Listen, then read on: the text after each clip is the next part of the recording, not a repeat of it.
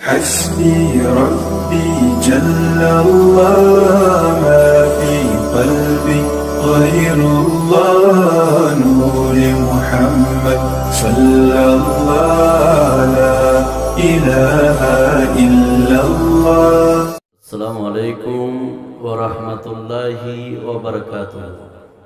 الحمد لله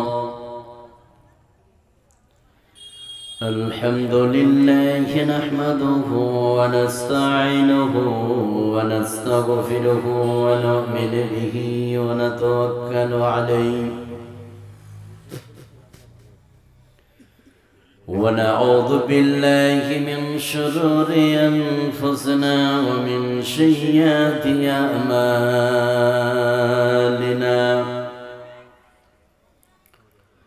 من يهده الله فلا مضل له ومن يضلله فلا هادي له. وأشهد أن لا إله إلا الله وحده لا شريك له. وأشهد أن محمدا عبده ورسوله. أما بعد أعوذ بالله من الشيطان الرجيم. بسم الله الرحمن الرحيم. يا أيتها النفس المطمئنة ارجعي إلى ربك راضية مرضية فادخلي في عبادي وادخلي جنتي.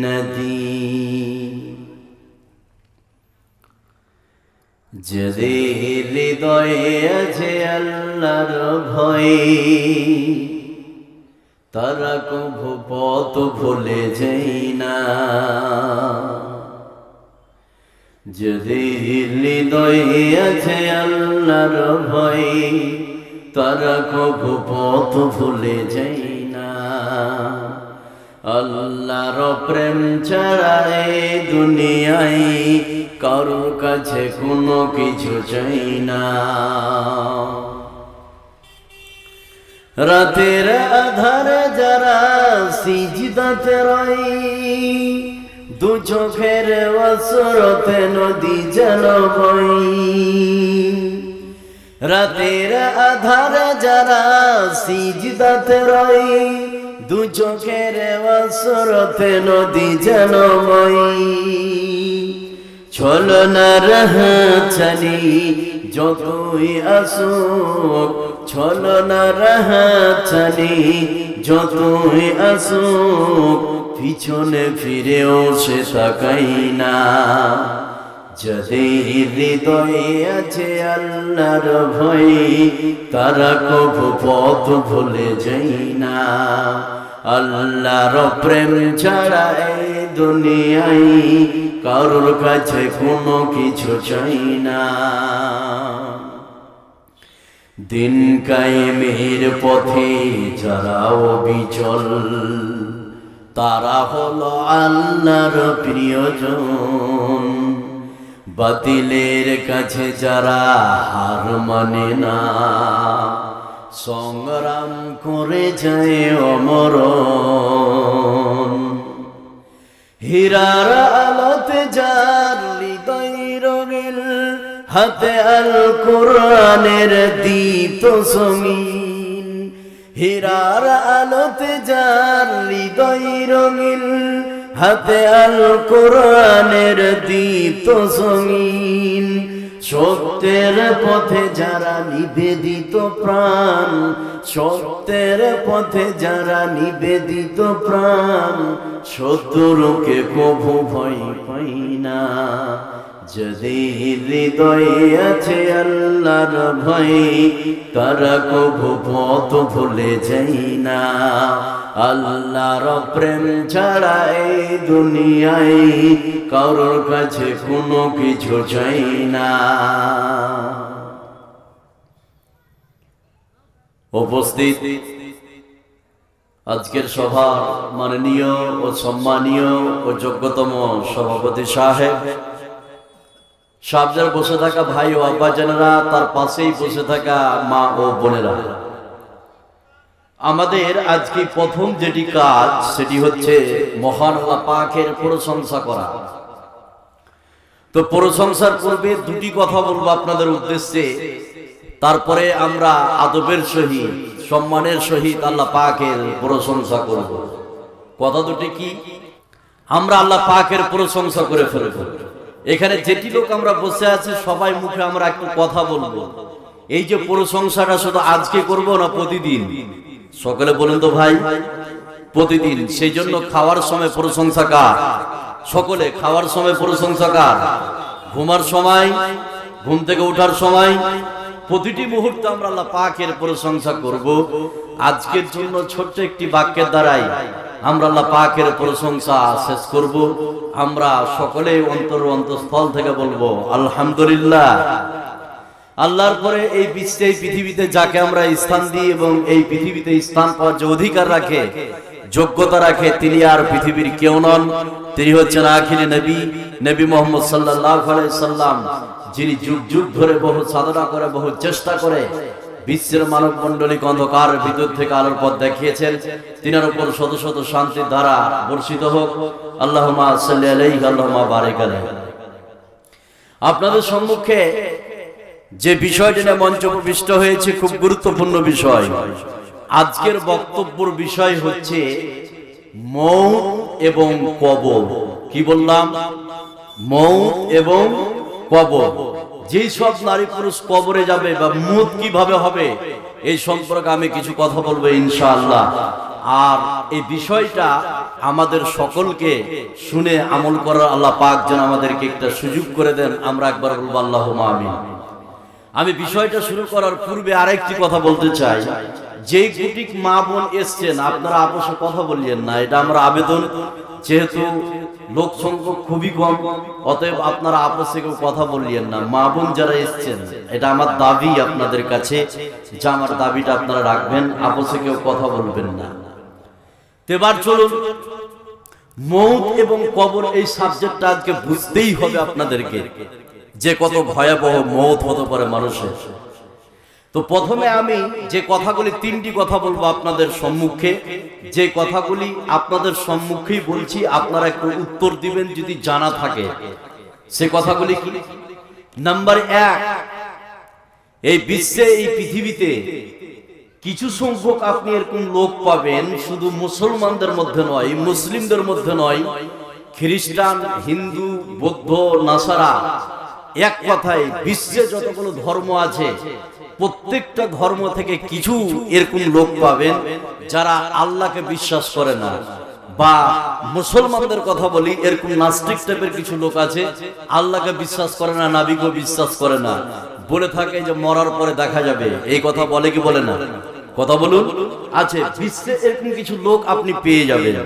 শুধু মুসলমানদের মধ্যে নয়, যে কোনো ধর্মের মধ্যেই এটা পাবেন। কিছু সংখ্যক লোক যে দেখা যাবে মরার পরে যা হবে সেটা পরে দেখা যাবে, এই কথা অনেকে বলে থাকে। কিন্তু একটা বিষয়ে বিশ্বের সমস্ত মানুষ ঐক্যমত, হিন্দু হোক, মুসলিম হোক, খ্রিস্টান হোক, বৌদ্ধ হোক, আস্তিক হোক, নাস্তিক হোক, ডাক্তার হোক, প্রফেসর হোক, ইঞ্জিনিয়ার হোক, যে কোনো ক্যাটাগরির লোক হোক না কেন, একটা বিষয়ে সবাই ঐক্যমত যে একদিন মরতে হবে। এটা বিশ্বাস করে কি করে না? যে আল্লাহকে মানে না সেও বিশ্বাস করে এটা যে একদিন কি করতে হবে, কথা বলুন, মরতে হবে। এটা 1 নম্বর কথা। নাম্বার 2, খুব ভালো করে শুনেন, নাম্বার 2 সেটা কি? এই বিশ্বে, পৃথিবীতে আসার একটা লিস্ট বা সিরিয়াল আছে। আগে দাদু আসে, তারপরে বাবা, বড়দা, মেজদা, সেজদা, ছোট, এরকম সিরিয়াল আছে না নাই? কথা বলুন, আছে। কিন্তু আসার একটা সিরিয়াল এই বিশ্বে, পৃথিবীতে আছে, কিন্তু এই পৃথিবী থেকে যাওয়ার কোন সিরিয়াল নাই। বিশ্বে এরকম নজির আছে, দাদু বেঁচে আছে, পোতা মারা গেছে। বিশ্বে এরকম প্রমাণ আছে না নাই? কথা বলুন। বিশ্বে হাজারো প্রমাণ আছে যে দাদু বেঁচে আছে, পোতা মারা গেছে। বাপ বেঁচে আছে, ছেলে মারা গেছে, এরকম প্রমাণ আছে না নাই? আছে। তাহলে পৃথিবীতে আসার একটা সিরিয়াল আছে, কিন্তু পৃথিবী থেকে যাওয়ার কোন সিরিয়াল নাই। এটা 2 নম্বর কথা। নাম্বার 3, খুব ভালো করে খেয়াল করুন। 3 নম্বর কথাটা কি? আপনি যদি রায়গঞ্জ যান, কোন একজন স্পেশালিস্ট ভালো ডাক্তারকে দেখালেন, এমবিবিএস, এমডি, এফআরসিএস ভালো একজনকে দেখালেন, দেখার পরে ওই ডাক্তার আপনাকে প্রেসক্রিপশন করে দিবে। এবার প্রেসক্রিপশন নিয়ে যে কোনো ফার্মেসি বা কোনো ডাক্তার ওষুধের দোকানে গেলেন, এবার প্রত্যেকটা ওষুধ আপনাকে দিচ্ছে, কিন্তু এমন একটা ওষুধ দিয়েছে যে ওষুধের ডেট এক্সপায়ারি আছে 2022 পর্যন্ত। তো ওই ওষুধটা আপনারা কিনবেন? এই কথা বলুন। এখন 2023 চলছে, কিন্তু ওষুধের গায়ে লেখা আছে যে এই ওষুধটা ইউজ করা যাবে 2022 পর্যন্ত। কেউ কিনবেন কি? কথা বলুন। কেউ কিনবেন না। তো এই যে ডেটটা দিচ্ছে যারা আজকে মেডিকেল সায়েন্স, তারা কিন্তু ওষুধের উপরে গবেষণা করে এই ডেটটা মেরেছে যে এই ওষুধটা কতদিন ইউজ করা যাবে। আছে না নাই? আছে। কিন্তু বিশ্বের যত বড় ডাক্তার আছে আজকে, বিশ্বের সমস্ত ডাক্তার যদি ঐক্যবদ্ধ হয়ে একচাটিয়ে যদি মানুষকে ট্রিটমেন্ট করে কি পৃথিবীর মানুষের আইস্কেল দিতে পারবে যে এই মানুষটা 2023 পর্যন্ত বাঁচবে, এই মানুষটা 2030 পর্যন্ত বাঁচবে, এই মানুষটা 2040 পর্যন্ত বাঁচবে? পারবে? কথা বলুন। পারবে না। কিন্তু ওষুধের গায়ে তারা লিখতে পারে, ওষুধ নিয়ে গবেষণা করতে পারে, কিন্তু মানুষ কখন পৃথিবী ছেড়ে যাবে, কোন ডেটে যাবে, কোন তারিখে যাবে, বিশ্বের মানুষের বলার ক্ষমতা, কথা বলুন, নাই। এবার একটা মজার কথা বলছি, খুব ভালো করে শুনেন, খুব দামি কথা বলছি আপনাদেরকে। কথাটা কি? কথাটা হচ্ছে এই সালাম। সালাম, এই সালাম আমরা যে মানুষকে এক অপরে দিই, সামনের দিক থেকে দিই না পিছন দিক থেকে? কথা বলুন। সালাম সামন দিক থেকে না পিছন দিক থেকে? মানুষের সাথে মোলাকাত হয় সামন দিক থেকে না পিছন দিক থেকে? সামন দিক থেকে। আরেকটা কথা শুনে নেন এর মধ্যে, সেটা কি? মানুষকে যদি কোনো ডাকাতে ধরে, খুব ভালো করে খেয়াল করুন, মানুষকে যদি কোনো ডাকাতে ধরে, তো পিছন দিক থেকে কোনো যদি ডাকাত আক্রমণ করে, তো সামনের দিকে পালাবার কোনো রাস্তা খুঁজে পাওয়া যায়? আছে না নাই? বা পালাতে পারা যায়, বা চিৎকার করে মানুষকে জড়ো করানো যায়। কিন্তু সামনের দিক থেকে কেউ যদি আক্রমণ করে, তাহলে কোনো সুযোগ আছে? কথা বলুন। মানুষটা সেন্সলেস হয়ে যাবে, মানুষটা সেন্সলেস হয়ে যাবে, কি করবার দিশা করতে পারবে না। আছে না নাই? আছে। তো মানুষের মুখ যখন আসবে পিছন দিক থেকে না সামন দিক থেকে? কথা বলুন। সামন দিক থেকে যা পালাবার কোনো সুযোগ নাই। এই কথা কোরআনে বলেছে কে? কথা বলুন। আল্লাহ। এই কথা আল্লাহ পাক কোরআনের মধ্যে বলছেন যে মানুষের সঙ্গে মুলাকাত ঘটবে মউতের সামন দিক থেকে। কোন দিক থেকে? সামন দিক থেকে যা পালাবার কোনো সুযোগ নাই। সে কথা আল্লাহ পাক কোরআনে কারীমের মধ্যে বলছেন, খুব ভালো করে শুনেন। আল্লাহ রাব্বুল আলামিন বলেন, قل إنما الموت الذي تفرون منه فإنه ملاقيكم। আল্লাহ রাব্বুল আলামিন বলেন, শুনে নাও, বিশ্ব নবীকে বলছেন, আমার নবী, আপনার নবী, সারা বিশ্বের নবী জনাবে মুহাম্মদুর রাসূলুল্লাহ সাল্লাল্লাহু আলাইহি সাল্লামকে বলছেন, হে নবী আপনি বলে দেন, হে পৃথিবীর মানুষ, তোমরা মরণ থেকে পালায়ন করো না, তোমরা মরণ থেকে পালায়ো না। মরণ থেকে তুমি যেখানে পালাও না কেন, মরণ আগেই থেকে তোমার সঙ্গে, তোমার সামনে মওত দাঁড়িয়ে থাকবে। জোরে বলুন সুবহানাল্লাহ। তাহলে তুমি মওত থেকে বিশ্বের যেখানে তুমি পালাও না কেন, ভারত ছেড়ে তুমি যদি আমেরিকা যাও, ভারত ছেড়ে তুমি যদি পাকিস্তান যাও, ভারত ছেড়ে তুমি যদি সৌদি আরব যাও, বিশ্ব নবীকে আল্লাহ পাক বলতে বললেন, মরণ থেকে তোমরা যেখানে পালাও না কেন, মরণ থেকে তোমরা বাঁচবে না, আগেই থেকে মরণ তোমার সামনে উপস্থিত থাকবে। জোরে বলুন সুবহানাল্লাহ। তাহলে একটা আয়াতে ক্লিয়ার হয়ে গেল মরণ আসবে কোন দিক থেকে? এই কথা বলুন, সামনের দিক থেকে মানুষের মরণ আসবে। মরণ থেকে বিশ্বে কেউ বাঁচতে পারবে না। পারবে কি? কথা বলুন, পারবে? পারবে? পৃথিবীতে কেউ বাঁচতে পারবে না মরণ থেকে, এরকম কারোর ক্ষমতা নাই। মরণ এমন একটি রোগ, খুব ভালো করে শুনেন, আপনারা এদিক ওদিকে তাকাতাকি করবেন, এটা আমার আবেদন। মরণ এমন একটা ব্যাধি, এমন একটা রোগ, বিশ্বে এর কোনো চিকিৎসা, এই কথা বলুন, বিশ্বে কোনো চিকিৎসা আছে? নাই। এবার প্রমাণ দেন, আমি একটা একটা করে বলছি আপনাকে। আপনার বাপ অসুখ হয়ে আছে, আপনার বাপকে রায়গঞ্জে নিয়ে গেলেন, রায়গঞ্জের ডাক্তার ওখান থেকে ট্রান্সফার করলো কলকাতা পিজি, সেখানে কাজ হলো না। দেখেন, মরণ এমন একটি অসুখ, বিশ্বের কোন ডাক্তারের চিকিৎসা করতে পারবেন না, যেখানে নিয়ে যান না কেন। এবার পিজি নিয়ে গেলেন, পিজি তো কাজ হলো না, সেখান থেকে ভারতের একটু ভালো হাসপাতালে নিয়ে যান, সেটা নিয়ে যান আপনি বেঙ্গালুরু। কোথায়? বেঙ্গালুরু মুনিপাল হাসপাতাল, বিখ্যাত হাসপাতাল, সেখানে আপনার বাপকে নিয়ে যান, কোনো ট্রিটমেন্ট হবে না। তার থেকে ভারতের একটু ভালো জায়গায় নিয়ে যান, সেটা হচ্ছে ভেলুর। কি নাম বললাম? ভেলুর। ভেলুরের বিখ্যাত হাসপাতাল, সেই হাসপাতালের নাম হচ্ছে সিএমসি হাসপাতাল। কি নাম বললাম? সিএমসি হাসপাতাল। সেখানে আপনার বাপকে নিয়ে যান, সেখানেও চিকিৎসা হবে না। তার থেকে একটু ভালো জায়গায় নিয়ে যান, সেটা হচ্ছে চেন্নাই। কি নাম বললাম? চেন্নাই অ্যাপোলো হাসপাতাল, বিখ্যাত হাসপাতাল, সেখানেও চিকিৎসা হলো না। ভারতবর্ষের সব থেকে যেটা বিখ্যাত শ্রেষ্ঠ হাসপাতাল, সেই শ্রেষ্ঠ হাসপাতাল যেটা দিল্লিতে অবস্থিত, সেই হাসপাতালের নাম হচ্ছে এইমস। কি বললাম? এইমস। সেখানে যদি আপনার বাপকে নিয়ে যান, চিকিৎসা হবে না। তার থেকে যদি একটু ভালো জায়গায় নিয়ে যান, সিঙ্গাপুর নিয়ে যান, মাউন্ট এলিজাবেথে বিখ্যাত হাসপাতাল, সেখানেও আপনার বাপের চিকিৎসা হবে না। পৃথিবীর সব থেকে বিখ্যাত, পৃথিবীর সব থেকে শ্রেষ্ঠ হাসপাতাল, যেই হাসপাতাল আমেরিকায় অবস্থিত, লস অ্যাঞ্জেলেস, ক্যালিফোর্নিয়ায় বিখ্যাত হাসপাতাল, বিশ্বের সেরা হাসপাতাল, যেই হাসপাতালের নাম হচ্ছে মায়ো ক্লিনিক। কি নাম বললাম? মায়ো ক্লিনিক, বিশ্বের সেরা হাসপাতাল। আপনার বাপকে যদি মায়ো ক্লিনিকে নিয়ে যান, আর মায়ো ক্লিনিকের যারা দক্ষ ডাক্তার আছে, তারা যদি চিকিৎসা করে, তাহলে আপনার বাপের কোনো চিকিৎসা হবে না। বিশ্বে মৌতের কোনো চিকিৎসা, কথা বলুন, নাই। কোনো ডাক্তারের কাজ হবে না, কোনো কোরবাজের কাজ হবে না। যখনই মৌত আসবে, তখনই পৃথিবী ছাড়াতে পারে কে? কথা বলুন, আল্লাহ। বিশ্বের কোনো ডাক্তারের কাজ হবে না, এই কথা কোরআনে বলেছে কে? আল্লাহ। সে কথা আল্লাহ পাক কোরআনে কারীমের মধ্যে বলছেন।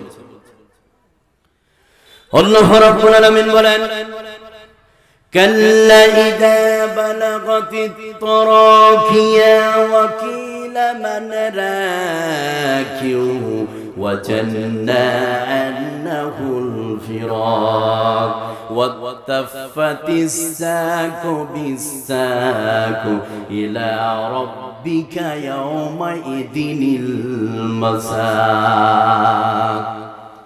আল্লাহ রাব্বুল আলামিন বলেন, শুনে নাও, মানুষের প্রাণ যখন কণ্ঠনালীতে উপস্থিত হবে, তখন বলা হবে, বিশ্বে কোন ডাক্তার আছে নাকি তাকে বাঁচাতে পারে? বিশ্বে কোন কোরবাজ আছে নাকি তাকে বাঁচাতে পারে? বিশ্বে কোন ওঝা আছে নাকি তাকে বাঁচাতে পারে? মানুষ তখন বুঝে নিবে বিশ্বের এমন কেউ নাই তাকে বাঁচাতে পারবে। বিশ্বে কোন ডাক্তার নাই তাকে বাঁচাতে পারে, বিশ্বে কোন কোরবাজ নাই তাকে বাঁচাতে পারে। মানুষ এবার বুঝে নিবে পৃথিবী থেকে তার বিদায় নেওয়ার পালা শুরু হয়েছে। পৃথিবীর কোন ডাক্তার, পৃথিবীর কোন কোরবাজ তাকে বাঁচাতে পারবে না। জোরে বলুন সুবহানাল্লাহ। তাহলে এটা চির সত্য প্রমাণ হয়ে গেল, বিশ্বের কোন ডাক্তারের চিকিৎসা করতে পারবে না। যে কথাটা আমি বলছি শুনেন, তো বিশ্বে এর কোনো চিকিৎসা হবে না। কথা বলেন, হবে কি? হবে না। কোন ডাক্তার, কোন কোরবাজ একে বাঁচাতে পারবে না। এবার এই বিশ্বে, পৃথিবীতে একজন ব্যক্তি মৌতকে চ্যালেঞ্জ করেছিল। কয়জন ব্যক্তি? একজন ব্যক্তি মৌতকে চ্যালেঞ্জ করেছিল। এবার যে কথাটা আমি বলছি, এই বিশ্বের পৃথিবীতে একজন ব্যক্তি মৌতকে চ্যালেঞ্জ করেছিল। চ্যালেঞ্জ কি? এই ব্যক্তি হচ্ছে আমেরিকার ব্যক্তি। এই বিশ্বের পৃথিবীতে যতগুলো সফল সেলিব্রিটি আছে, আমাদের ভারতের যারা সফল সেলিব্রিটি, আমরা যেটাকে ভাবি সলমান খান, শাহরুখ খান, আমির খান, আছে না নাই? এই কথাগুলো আছে না নাই? আমাদের ভারতের সফল সেলিব্রিটি। আর বিশ্বের মধ্যে যারা সফল সেলিব্রিটি ছিল, তার মধ্যে একজনের নাম হচ্ছে মাইকেল জ্যাকসন। কি নাম বললাম? মাইকেল জ্যাকসন বিশ্বের মধ্যে সফল সেলিব্রিটি। তিনি নিজেই গান গাইতেন, নিজেই ড্যান্স করতেন। তাই মাইকেল জ্যাকসন মৌতকে চ্যালেঞ্জ করেছিল। কি চ্যালেঞ্জ করেছিল? যে আমি 150 বছর বাঁচবো। কত বছর? এই কথা বলুন। আমি 150 বছর বাঁচবো। মাইকেল জ্যাকসন মৌতকে চ্যালেঞ্জ করেছিল। এবার যে কথাটা বলছি, মাইকেল জ্যাকসন 150 বছর বাঁচার লক্ষ্যে এই বিশ্বের ইতিহাসে যা কাজ করেছে, এরকম কাজ বিশ্বের ইতিহাসে আর কেউ করেনি। শুধু ওর ইচ্ছা আমি 150 বছর বাঁচবো। কত বছর বললাম? 150 বছর। এবার একটা কথা আপনাকে আমি বলি, আমি যতদিন ইচ্ছা, যতদিন বাঁচতে চাই ততদিন বাঁচবো, না আল্লাহ যতদিন রাখতে চাই ততদিন? আল্লাহ যতদিন রাখতে চাই। তো মাইকেল জ্যাকসন চ্যালেঞ্জ করেছিল মদকে যে আমি 150 বছর বাঁচবো। এই 150 বছর লক্ষ্যে এমন ভয়ঙ্কর 5টি কাজ করেছিল, এমন ভয়ঙ্কর 5টি কাজ করেছিল যে এই 5টি কাজ বিশ্বের ইতিহাসে কোনো মানুষ করেনি। কি কাজ করেছিল?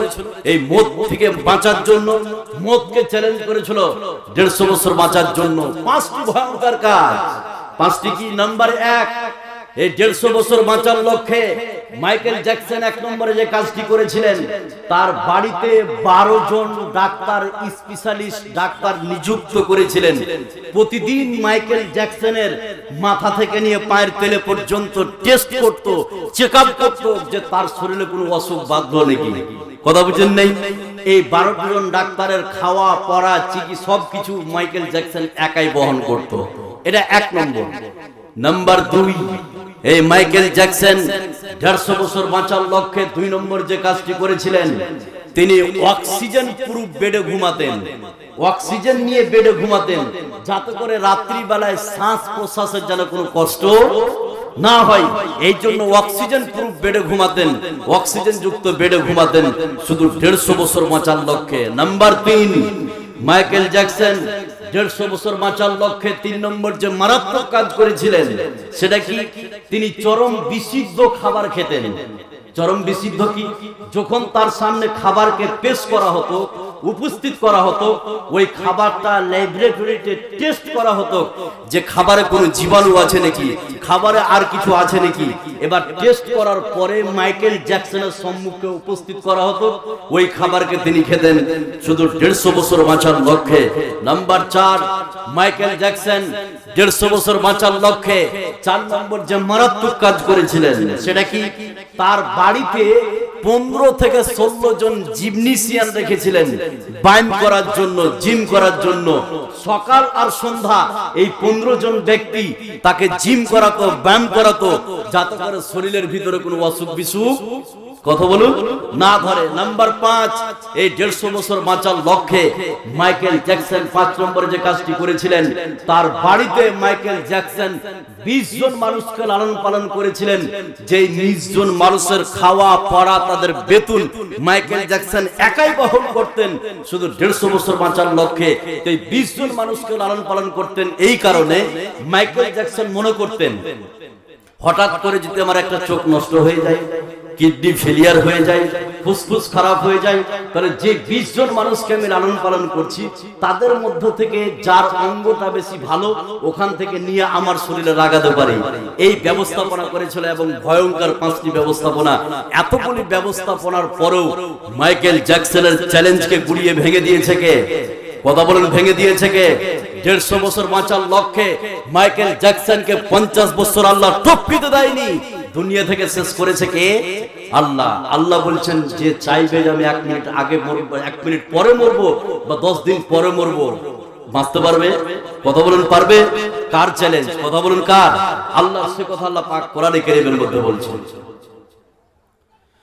আল্লাহ রাব্বুল আলামিন বলেন, وَلِكُلِّ أُمَّةٍ أَجَلٌ فَإِذَا جَاءَ أَجَلُهُمْ لَا يَسْتَأْخِرُونَ سَاعَةً وَلَا يَسْتَقْدِمُونَ। আল্লাহ রাব্বুল আলামিন বলেন, প্রত্যেকটি জাতির জন্য নির্ধারিত আমি সময়কে বেঁধে দিয়েছি। এই বিশ্বে পৃথিবীতে কোনো মানুষ 1 মিনিট আগেও মরতে পারবে না, এই বিশ্বে পৃথিবীতে কোনো মানুষ 1 মিনিট পরেও মরতে পারবে না। আল্লাহ রাব্বুল আলামিন যখন তাকে মারবে তখনই আল্লাহ পাক পৃথিবী তাকে ছাড়িয়ে দিবে। জোরে বলুন সুবহানাল্লাহ। আল্লাহ রাব্বুল আলামিন বলেন আজকে হচ্ছে প্রায় 1 তারিখ। আল্লাহ পাক যার কপালে 1 তারিখ মৃত্যু লিখেছে, ও যদি বলে আমি 20 তারিখ মরবো, তাহলে কি সে বাঁচতে পারবে? কথা বলুন, পারবে না। কাউকে যদি আল্লাহ 1 তারিখে মারতে চায়, আর কেউ যদি বলে আমি ফেব্রুয়ারির 25 তারিখ মরবো, তাহলে কি মরতে পারবে? পারবে না। আল্লাহ বলছেন শুনে নাও, প্রত্যেকটি জাতির জন্য আমি নির্ধারিত সময় বেঁধে দিয়েছি। বিশ্বে কোনো মানুষ 1 মিনিট আগেও মরতে পারবে না, এই বিশ্বে পৃথিবীতে কোনো মানুষ 1 মিনিট পরেও মরতে পারবে না। আল্লাহ যখন যাকে মারবে আল্লাহ রাব্বুল আলামিন তাকে পৃথিবী ছাড়াবে। জোরে বলুন সুবহানাল্লাহ। তাহলে মত এটা চিরসত্য, মরতেই হবে, বিকল্প কোনো পথ নাই। আছে আছে এই কথা বলেন, আছে কি নাই? এবার যতগুলো এখানে নারী পুরুষ আছেন, এবার একটা কথা আপনাকে বলছি, খুব ভালো করে শুনেন। কথাটা কি? আল্লাহ বলছেন মরতেই হবে, মরার বিকল্প আর কোন রাস্তা নাই যে তুমি বাঁচবে। তো মরতেই যখন হবে, মরার পূর্বে একটি কাজ করে মরো। কয়টি কাজ? এই কথা বলুন, একটি কাজ। যতগুলো মেয়ে মানুষ এসেছেন আর আপনারা এসেছেন, আল্লাহ বলছেন মরতেই হবে, তো একটি কাজ করে মরো। সে কাজটি কি? এবার আল্লাহ পাক কোরআনে কারীমের মধ্যে বলছেন যে ওই কাজটি করে যারা মরবে তাদের কবরের যাত্রাটা শুভ করে দিবে কে?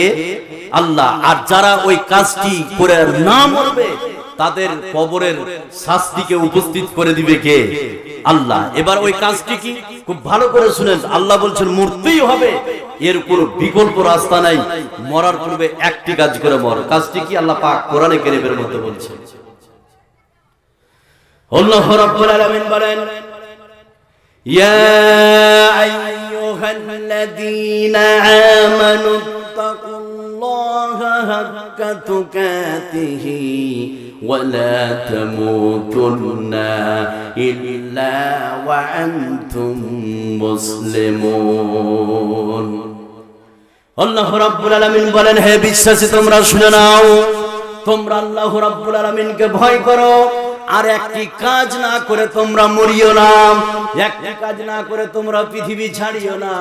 ওই কাজটির নাম হচ্ছে তোমরা মুসলিম হও, তারপরে পৃথিবী ছাড়ো। এই বিশ্বে পৃথিবীতে যতগুলো মানুষ আছে আল্লাহ পাক বললেন তোমরা মরার পূর্বে মুসলমান হয়ে যাও, মুসলমান হয়ে তোমরা মরো, মুসলমান না হয়ে আজকে দিনে তোমরা পৃথিবী ছাড়বে না। সুবহানাল্লাহ। তাহলে যে কাজটির কথা আমি বললাম সেই কাজটি হচ্ছে মুসলিম হয়ে মরো। কি হয়ে?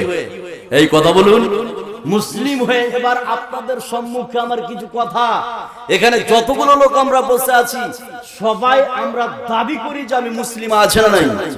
এই কথা বলুন, আছে না নাই? আমরা দাবি করি, তো মুখে বললেই শুধু মুসলিম হয় না, কাজে কর্মে দেখাতে হবে? কাজে করবে। আল্লাহ বলছেন যে তোমরা মুসলমান হয়ে মরো, তা আপনারা বললেন তো আমরা তো মুসলমান, আর কিভাবে মুসলমান হব? আছে না নাই? কথা বলুন। এবার তিনটি কথা বলছি, এর পারপাসে খুব ভালো করে শুনেন। মুসলমান কেউ যদি বলে আমার নাম আব্দুল্লাহ, আব্দুল খালেক, আব্দুল মালিক, আব্দুর রহমান, এই সূত্রে আমি মুসলমান, এই দাবিটা ঠিক না ভুল? কথা বলুন, ভুল। কেন ভুল? এই বিশ্বে পৃথিবীতে বিশ্বনবীকে সব থেকে যিনি বেশি ভালোবেসেছিলেন তার নাম হচ্ছে বিশ্বনবীর চাচা আবু তালেব। কি নাম বললাম? আবু তালেব। এই নামটা ভালো না খারাপ? কথা বলুন, এটা হচ্ছে ভালো নাম। এরপরও কি আবু তালেব মুসলিম ছিল? এই কথা বলুন, নাম ভালো কিন্তু কি মুসলিম ছিল? তাহলে নামের দিক দিয়ে কাউকে মুসলিম নির্বাচন করা যাবে না। কেউ যদি বলে মৌলভী সাহেব আমার দাদু মুসলিম ছিল, আমার বাপ মুসলিম ছিল, আমার 14 গোষ্ঠী মুসলিম, এই সূত্রে আমি মুসলমান, এ দাবি ঠিক না ভুল? কথা বলুন, ভুল। কেন ভুল? এই বিশ্বের পৃথিবীতে একজন নবী ছিলেন, তার নাম হচ্ছে হযরত নূহ আলাইহিস সালাম। নাম শুনেন নাই? কথা বলুন, শুনেছেন? তো নূহ একজন তো নবী ছিলেন, মুসলিম তো ছিলেনই বটে, তার সঙ্গে সঙ্গে নবী ছিলেন। এই নূহ আলাইহিস সালামের একটা ছেলে ছিল, তার নাম ছিল কেনান। কি নাম বললাম?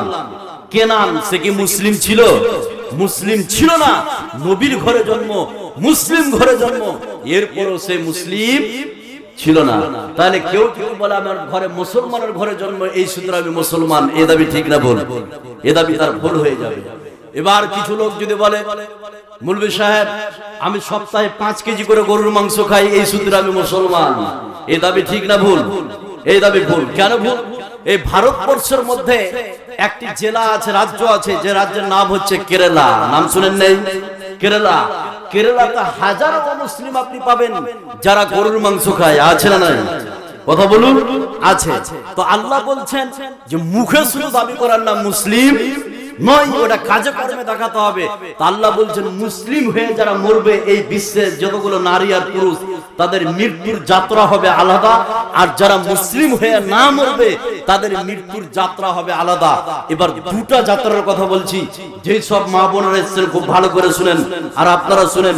যেই সব নারী এবং পুরুষ মুসলিম হয়ে মরবে, তাদের মরটা হবে আলাদা।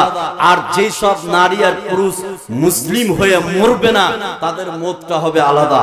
এবার আমি দেখাচ্ছি 1 নম্বরে, যেই সব নারী পুরুষ মুসলিম হয়ে মরবে, তাদের মৃত্যুর যাত্রাটা কিভাবে শুরু হবে। এবার একটা একটা করে বলছো, খুব ভালো করে খেয়াল করুন, খুব ভালো করে খেয়াল করুন। যেই সব নারী পুরুষ মুসলিম হয়ে মরবে, তাদের মৃত্যুর যাত্রাটা কেমন হবে।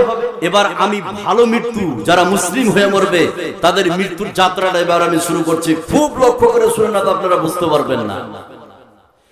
মুসলিম ব্যক্তি যখন মারা যাবে, কোন নারী এবং পুরুষ মুসলিম হয়ে যখন মারা যাবে, মরার আগ মুহূর্তে তার মাথার কাছে ফেরেশতারা আসবে। এসে মাথার কাছে এসে বসবে। কোথায় বসবে? মাথায়। তাহলে ফেরেশতারা এসে মুসলিম ব্যক্তি মরার আগ মুহূর্তে তার মাথার কাছে এসে ফেরেশতারা বসবে। বসার পরে তাকে সুসংবাদ দিবে, ওই মুসলিম ব্যক্তিকে সুসংবাদ দিবে, জান্নাতের সুসংবাদ। এবার একটা আয়াত পড়ে তাহলে আপনারা বুঝতে পারবেন যে মুসলিম ব্যক্তি যখন মারা যাবে, তার মাথার কাছে এসে ফেরেশতারা বসবে। বসার পরে ওই ফেরেশতারা ওই মুসলিম ব্যক্তিকে সুসংবাদ দিবে। সুসংবাদটা কি? আল্লাহ পাক কোরআনে কারীমের মধ্যে বলছেন, খুব ভালো করে শুনুন। আল্লাহ রাব্বুল আলামিন বলেন, يا أيتها النفس المطمئنة ارجعي إلى ربك راضية مرضية فادخلي في عبادي وادخلي جنتي। আল্লাহ রাব্বুল আলামিন বলেন, মুসলিম ব্যক্তি যখন মারা যাবে, তার মাথার কাছে ফেরেশতারা এসে বসবে। বসার পরে ওই মুসলিম ব্যক্তিকে সুসংবাদ দিবে, হে প্রশান্ত আত্মা, হে ভালো আত্মা, তোমাকে আমরা নিয়ে যেতে এসেছি। চলো, তুমি তোমার রবকে রাজি করিয়েছো, তোমার রব তোমার উপরে সন্তুষ্ট আছে। চলো, তোমাকে নিয়ে যেতে এসেছি, চলো তোমাকে নিয়ে যেতে এসেছি ওই জান্নাতের উদ্দেশ্যে। মুসলিম ব্যক্তিকে ফেরেশতারা জান্নাতের সুসংবাদ দিয়ে তার ভিতর থেকে রূহটাকে বের করবে। জোরে বলুন সুবহানাল্লাহ। এবার সুসংবাদ পেয়ে গেল মরার আগ মুহূর্তে। এই সুসংবাদটা তাকে দিল যে মরছে। তো যাকে সুসংবাদ দিল সে শুধু জানলো, না আশেপাশে খাটের আশেপাশে যারা আছে সবাই জানলো? কোনটা? কথা বলুন। যে মরছে সে শুধু জানলো। এটা হচ্ছে অভ্যন্তরীণ বিষয়, ভিতরকার বিষয়। যে মরছে সে সুসংবাদটা পেল। কথা বুঝেন নাই? এবার তার ভিতর থেকে, মুসলিম ব্যক্তির ভিতর থেকে রূহটাকে কিভাবে বের করে? এই যে আমার হাতে এটা দেখছেন, কি বলুন তো? বোতল। এই পানিটা আমি যদি সম্পূর্ণ খেয়ে শেষ করে দিই, শেষ করে খাওয়ার পরে আমি আবার রেখে দিলাম, 5 মিনিট পরে আবার টিভিটাকে খুললাম, খোলার পরে আমি আবার পানি দেখবেন যে 2-1 ফোঁটা যা আছে, আমি যদি বোতলটাকে এভাবে উল্টাই, 2-1 ফোঁটা যা পানি আছে আস্তে আস্তে আস্তে আস্তে বেরিয়ে আসবে না আসবে না? কথা বলুন। আসবে। তো মুসলিম ব্যক্তিকে জান্নাতের সুসংবাদ দিবে, দেওয়ার পরে তার ভিতর থেকে রূহটাকে আস্তে আস্তে আস্তে আস্তে আস্তে করে বের করে নিয়ে চলে যাবে। সুবহানাল্লাহ বলবেন না? এবার একটা কথা মা বোন খুব খেয়াল করুন। কথাটা কি? যে মরছে সে জানলো যে আমাকে জান্নাতের সুসংবাদ দিয়েছে। আমরা তো জানতে পারিনি, পেরেছি কি? পারিনি। কিন্তু বাহ্যিক দৃষ্টিতে শুভ মৃত্যুর কিছু লক্ষণ আছে। এই লক্ষণগুলি কোন নারী পুরুষের ভিতরে যদি দেখতে পান তাহলে বুঝে নেবেন এই মহিলার বা এই পুরুষের ভালো মৃত্যু হয়েছে বাহ্যিক দৃষ্টিতে। সেটা কেমন? নাম্বার 1, ভালো মৃত্যুর লক্ষণ, শুভ মৃত্যুর লক্ষণ কোনটা? মৃত্যুর আগ মুহূর্তে কালেমা পড়তে পড়তে মারা যাওয়া। এটা কোন মৃত্যুর লক্ষণ? ভালো মৃত্যুর লক্ষণ, শুভ মৃত্যুর লক্ষণ। এটা 1 নম্বর। নাম্বার 2, ভালো মৃত্যুর লক্ষণ, শুভ মৃত্যুর লক্ষণ মৃত্যুর পরে কপাল ঘামা। কি বললাম? কপাল ঘামা ভালো মৃত্যুর লক্ষণ। নাম্বার 3, বৃহস্পতিবারের দিন যে রাত্রে কোন নারী বা পুরুষ, বা শুক্রবারের দিন দিনে কোন নারী আর পুরুষ যদি মারা যায়, এটা কোন মৃত্যুর লক্ষণ? ভালো মৃত্যুর লক্ষণ। নাম্বার 4, প্লেগ রোগে যারা মারা যাবে, ভালো মৃত্যুর লক্ষণ। নাম্বার 5, পেট ব্যথায় যেই সব নারী পুরুষ মারা যাবে, ভালো মৃত্যুর লক্ষণ। নাম্বার 6, যেই সব নারী প্রেগনেন্ট বা ডেলিভারি থাকে না, কথা বলুন, থাকে, তো ডেলিভারি হতে যে প্রেগনেন্ট থাকা অবস্থায় সেই মহিলা যদি মারা যায় বাচ্চা প্রসব করতে যে, এটা হচ্ছে ভালো মৃত্যুর লক্ষণ। কোন মৃত্যুর লক্ষণ? ভালো মৃত্যুর লক্ষণ। নাম্বার 7, কেউ যদি ডুবে মারা যায়। ডুবে মারা মানে একটা ছেলে একটা মেয়েকে ভালোবাসছিল, ও এখন বিয়ে করেছে অন্য জায়গায়, এখন সুইসাইড করবে, ডুবে, এটা কি ভালো মৃত্যুর লক্ষণ? এই কথা বলুন। আসলে ও গোসল করতে গিয়েছে, ওখানে হতে পারে ও সাঁতার কাটতে পারছে না, পা পিছলে নদীতে পড়ে গেছে। কেউ যদি ডুবে মারা যায়, ভালো মৃত্যুর লক্ষণ। কেউ যদি আগুনে পুড়ে মারা যায়, ভালো মৃত্যুর লক্ষণ। আপনি ঘরে শুয়ে আছেন, রাত্রে আগুন লেগেছে, আপনি জানতে পারেননি, কথা বুঝেন নেই, কেউ যদি মারা যায় ভালো মৃত্যুর লক্ষণ। কেউ যদি ছাদ থেকে পড়ে বা দেওয়ালে চাপা পড়ে মারা যায়, কোন মৃত্যুর লক্ষণ? কথা বলুন, ভালো মৃত্যুর লক্ষণ। আর এই বিশ্বের সব থেকে পাওয়ারফুল মৃত্যু হচ্ছে কেউ যদি আল্লাহর রাস্তায় জিহাদ করে মারা যায়, এটা সব থেকে কোন মৃত্যু? পাওয়ারফুল মৃত্যু। এর থেকে আর পাওয়ারফুল মৃত্যু হতে পারে না। আর সাধারণ যতগুলো মৃত্যু আছে, সাধারণ মৃত্যু, এর মধ্যে সব থেকে ভালো মৃত্যু হচ্ছে ওটাই কোন মানুষ যদি মুখ দিয়ে সার্টিফাই করে দেয় এই লোকটা ভালো ছিল, তাহলে নিশ্চিত তার কোন মৃত্যু হয়েছে।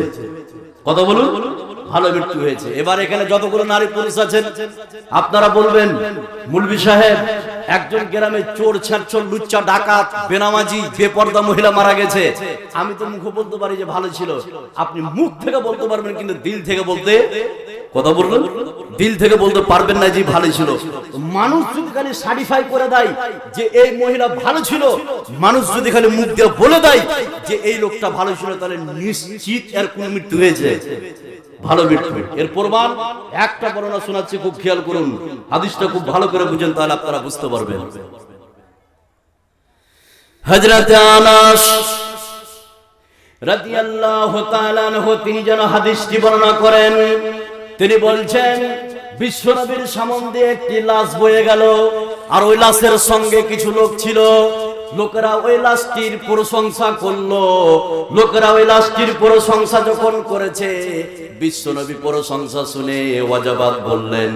কিছুক্ষণ পরে আরেকটি লাশ বয়ে গেল, ওই লাশের সঙ্গে কিছু লোক ছিল। ওই লোকগুলা ওই লোকটির বদনাম করলো, গীবত করলো। বিশ্বনবী গীবত শুনে ওয়াজাবাত বললেন।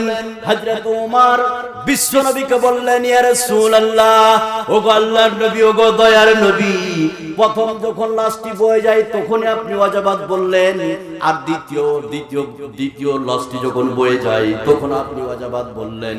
বিশ্বনবী বললেন, ওমর তুমি শুনে নাও, প্রথম যখন লাশটি বয়ে যায় লোকেরা তার প্রশংসা করলো, হায় রে লোকটি দুনিয়া থেকে চলে গেল, আমাদের মাঝ থেকে চলে গেল একটি ভালো লোক। এইভাবে লোকেরা যখন প্রশংসা করলো, আমি নবীজি ওয়াজাবাত বললাম, তার মানে আল্লাহ রাব্বুল আলামিন তার জন্য জান্নাতকে ওয়াজিব করে দিয়েছে। জোরে বলুন সুবহানাল্লাহ। দ্বিতীয় প্রকারের লোকটি যখন যাচ্ছিল, লোকেরা তার গীবত করলো, লোকেরা তার বদনাম করলো। লোকটি মরেছে তো সমাজের ভালো হয়েছে, লোকটি মরেছে তো সমাজের উন্নতি হয়েছে, লোকটি মরেছে তো এলাকাবাসী শান্তি পেয়েছে। লোকেরা যখন এইভাবে তার গীবত করলো, বদনাম করলো, আমি নবীজি ওয়াজাবাত বললাম, তার মানে আল্লাহ রাব্বুল আলামিন তার জন্য জাহান্নামকে ওয়াজিব করে দিয়েছে। জোরে বলুন নাউযুবিল্লাহ। তাহলে মানুষ যদি খালি সার্টিফাই করে দেয়, কোন মহিলাকে যদি বলে দেয় এই মহিলাটা ভালো ছিল, তাহলে নিশ্চিত তার কোন মৃত্যু হয়েছে। ভালো। আর মানুষ যদি খালি বলে দেয় এই পুরুষটার ভালো ছিল না, খারাপ ছিল, অত্যন্ত খারাপ ছিল, তাহলে তার কোন মৃত্যু হয়েছে? খারাপ মৃত্যু হয়েছে। কথা বুঝেন নাই? তাহলে এখানে কি দুটি কথা আমি বলছি, খুব খেয়াল করুন। যার জান কবজ করছে যে মুসলিম ব্যক্তির, তাকে জান্নাতের সুসংবাদ দেওয়া হলো। আর দ্বিতীয়ত বাহ্যিক দৃষ্টিতে বোঝা গেল এর ভালো মৃত্যু হয়েছে। এই জন্য মুসলিম ব্যক্তি যখন মারা যাবে আর পৃথিবীতে থাকতে চাইবে না। সুবহানাল্লাহ বলবেন না? দেখেন খুব খেয়াল করুন, মুসলিম ব্যক্তি সে নারী হোক বা পুরুষ হোক, যখনই মারা যাবে আর পৃথিবীতে থাকতে চাইবে না। এরপরও এর স্ত্রী কান্না করছে, এর ছেলে কাঁদছে, এর মেয়ে কাঁদছে, এর বউ কাঁদছে, ব্যাংক ব্যালেন্স আছে, জমি জায়গা আছে, বাড়ি আছে, সব কিছু আছে, এরপরও সে পৃথিবীতে থাকতে চাইবে না। কেন চাইবে না? 1 টাকা আগে জান্নাতের সুসংবাদ ফেরেশতারা দিয়েছে। সুবহানাল্লাহ বলবেন না? আর দ্বিতীয়ত তার বাহ্যিক দৃষ্টিতে ভালো মৃত্যু হয়েছে, এই জন্য আর পৃথিবীতে থাকতে চাইবে না। কি বলবে? এবার একটা হাদিস বলছে, খুব খেয়াল করুন। মুসলিম কোন মহিলা বা মুসলিম কোন পুরুষ যখন মারা যাবে, মারা যাওয়ার সাথে সাথে আর পৃথিবীতে থাকতে চাইবে না। এই জন্য বিশ্বনবী বলছেন, মানুষ মরে যাওয়ার পরে তাড়াতাড়ি কি করো? তাকে কবরে দিয়ে দাও, দাফন করে দাও। তাহলে মুসলিম ব্যক্তি যখন মারা যাবে আর পৃথিবীতে থাকতে চাইবে না, কি বলবে? এবারে একটা হাদিস বলছে, খুব খেয়াল করুন, যে মুসলিম ব্যক্তি কি বলবে আর পৃথিবীতে থাকতে চায় না। এবার হাদিসটা বললে আপনারা বুঝতে পারবেন, খুব খেয়াল করুন। হযরত আবু সাঈদ খুদরি রাদিয়াল্লাহু তাআলা আনহু তিনি যেন হাদিসটি বর্ণনা করেন।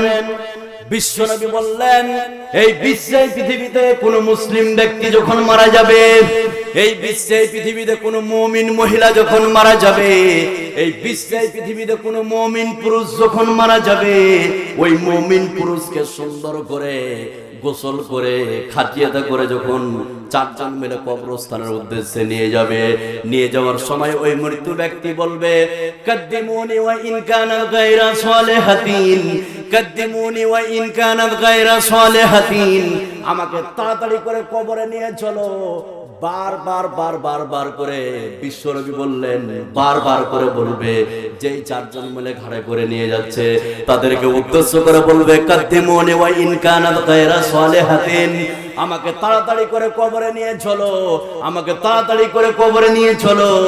বিশ্বনবী বললেন বারবার করে যেন এই কথাটি বলবে, জোরে বলুন সুবহানাল্লাহ।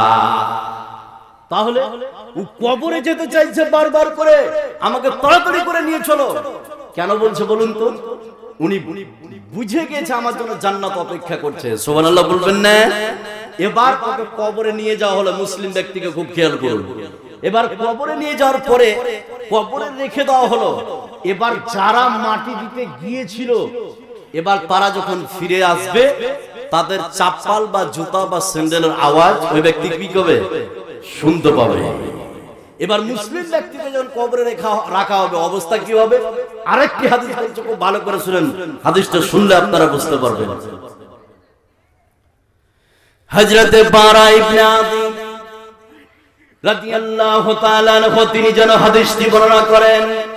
বিশ্বনবী বললেন, কোন মুসলিম পুরুষ এবং মহিলা যখন মারা যাবে, বিশ্বনবী বললেন তাকে সুন্দর করে, তাকে গোসল দিয়ে খাটিয়াতে করে যখন কবরস্থানে নিয়ে যাওয়া হবে, যারা মাটি দিতে এসেছিল তারা যখন ফিরে আসবে, এমন সময় 2 জন ফেরেশতা কবরের মধ্যে উপস্থিত হবে। উপস্থিত হওয়ার পরে তাকে উঠিয়ে বসিয়ে দিবে। বসিয়ে দেওয়ার পরে 3খানা প্রশ্ন করবে, মান রব্বুকা ওয়া মা দীনুকা ওয়া মান নাবিয়ুকা। ওই মুসলিম ব্যক্তি 3খানা প্রশ্নের উত্তর দিবে। এমন সময় একজন আহ্বানকারী এসে বলবে, ফাফরিসুহু মিনাল জান্নাহ ওয়ালবিসুহু মিনাল জান্নাহ, এই ব্যক্তিকে জান্নাতের পোশাক পরিয়ে দাও আর জান্নাতের বিছানা বিছিয়ে দাও, আর জান্নাত পর্যন্ত তার কবরটাকে প্রশস্ত করে দাও। জোরে বলুন সুবহানাল্লাহ। তাহলে মুসলিম ব্যক্তি মারা গেলে তার মৃত্যুর যাত্রাটা এভাবে শুরু হবে। সুবহানাল্লাহ বলবেন না? এবার যে সব নারী আর পুরুষ মুসলিম হয়ে মরবে না, তাদের অবস্থা কেমন হবে? এবার এই লিস্টে আপনি শুনলেন, আমি প্রথমে শোনালাম যারা মুসলিম হয়ে মরবে তাদের যাত্রাটা এমন হবে, আর যারা মুসলিম হয়ে মরবে না তাদের যাত্রাটা কেমন হবে। এবার আপনাকে বলছি, খুব খেয়াল করুন। যেই সব নারী পুরুষ মুসলিম হয়ে মরবে না, মরার আগ মুহূর্তে ফেরেশতারা এসে তার মাথার কাছে বসবে। কোথায় বসবে? কথা বলুন। মাথার কাছে বসার সাথে সাথেই বলবে, ইয়া আইয়াতুন নাফসুল খাবিস, ইয়া আইয়াতুন নাফসুল খাবিস, হে পাপিষ্ঠ আত্মা, হে জঘন্য আত্মা, হে নোংরা আত্মা, তুমি বেরিয়ে চলো তোমার রবের অসন্তুষ্টির দিকে, যেই তোমার রব তোমার জন্য জাহান্নামকে রেডি রেখেছে। এইভাবে যখন দুঃসংবাদ শুনিয়ে দিবে তাকে, এইভাবে যখন খারাপ সংবাদ শুনিয়ে দিবে, তখন রুহুটা আর বেরিয়ে আসতে চাইবে না। কথা বুঝছেন নেই? রুহুটা তখন বেরিয়ে আসতে চাইবে না। এবার রুহুটা তখন হাতে লুকাবে, মাথায় লুকাবে, পায়ে লুকাবে, বিভিন্ন জায়গায় লুকাবে। তো ফেরেশতারা কি ঘুরে চলে যাবে না রুহু নিয়ে যাবে? এই কথা বলুন। রুহু নিয়ে যাবে। আমরা একটা কথা বলে থাকি বাংলা ভাষায়, যে সোজা আঙ্গুলে যদি ঘি না বের হয় তাহলে আঙ্গুল কি করতে হয়? কথা বলুন, বাঁকা। এবার কত কঠিন ভাবে তার রুহটাকে বের করছে। যেই সব নারী পুরুষ মুসলিম হয়ে মরবে না, তার ফেরেশতারা তাকে দুঃসংবাদ শুনিয়ে রুহটা যখন লুকাবার চেষ্টা করবে, বেরিয়ে আসতে চাইবে না, কত কষ্টের মাধ্যমে তার রুহটাকে বের করবে, সে কথা আল্লাহ পাক কোরআনে কারীমের মধ্যে বলে দিয়েছেন। আয়াতটা বললে আপনারা সহজে বুঝতে পারবেন।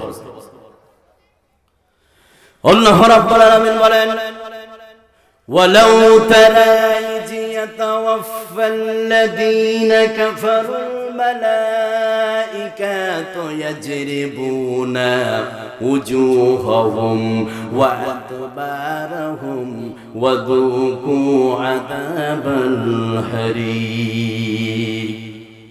আল্লাহ রাব্বুল আলামিন বলেন, যে ব্যক্তি মুসলিম হয়ে মরবে না, তার রূহটা যখন বেরিয়ে আসতে চাইবে না, ফেরেশতারা তখন তার মুখমণ্ডলে আঘাত করবে, আর তার পাশ্চাত্যে মানে পিঠে আঘাত করবে, মুখমণ্ডলে মারবে আর পিছনে মারবে, কঠিন পিটিয়ে কঠিন ভাবে তার ভিতর থেকে রূহটাকে বের করবে। জোরে বলুন নাউযুবিল্লাহ।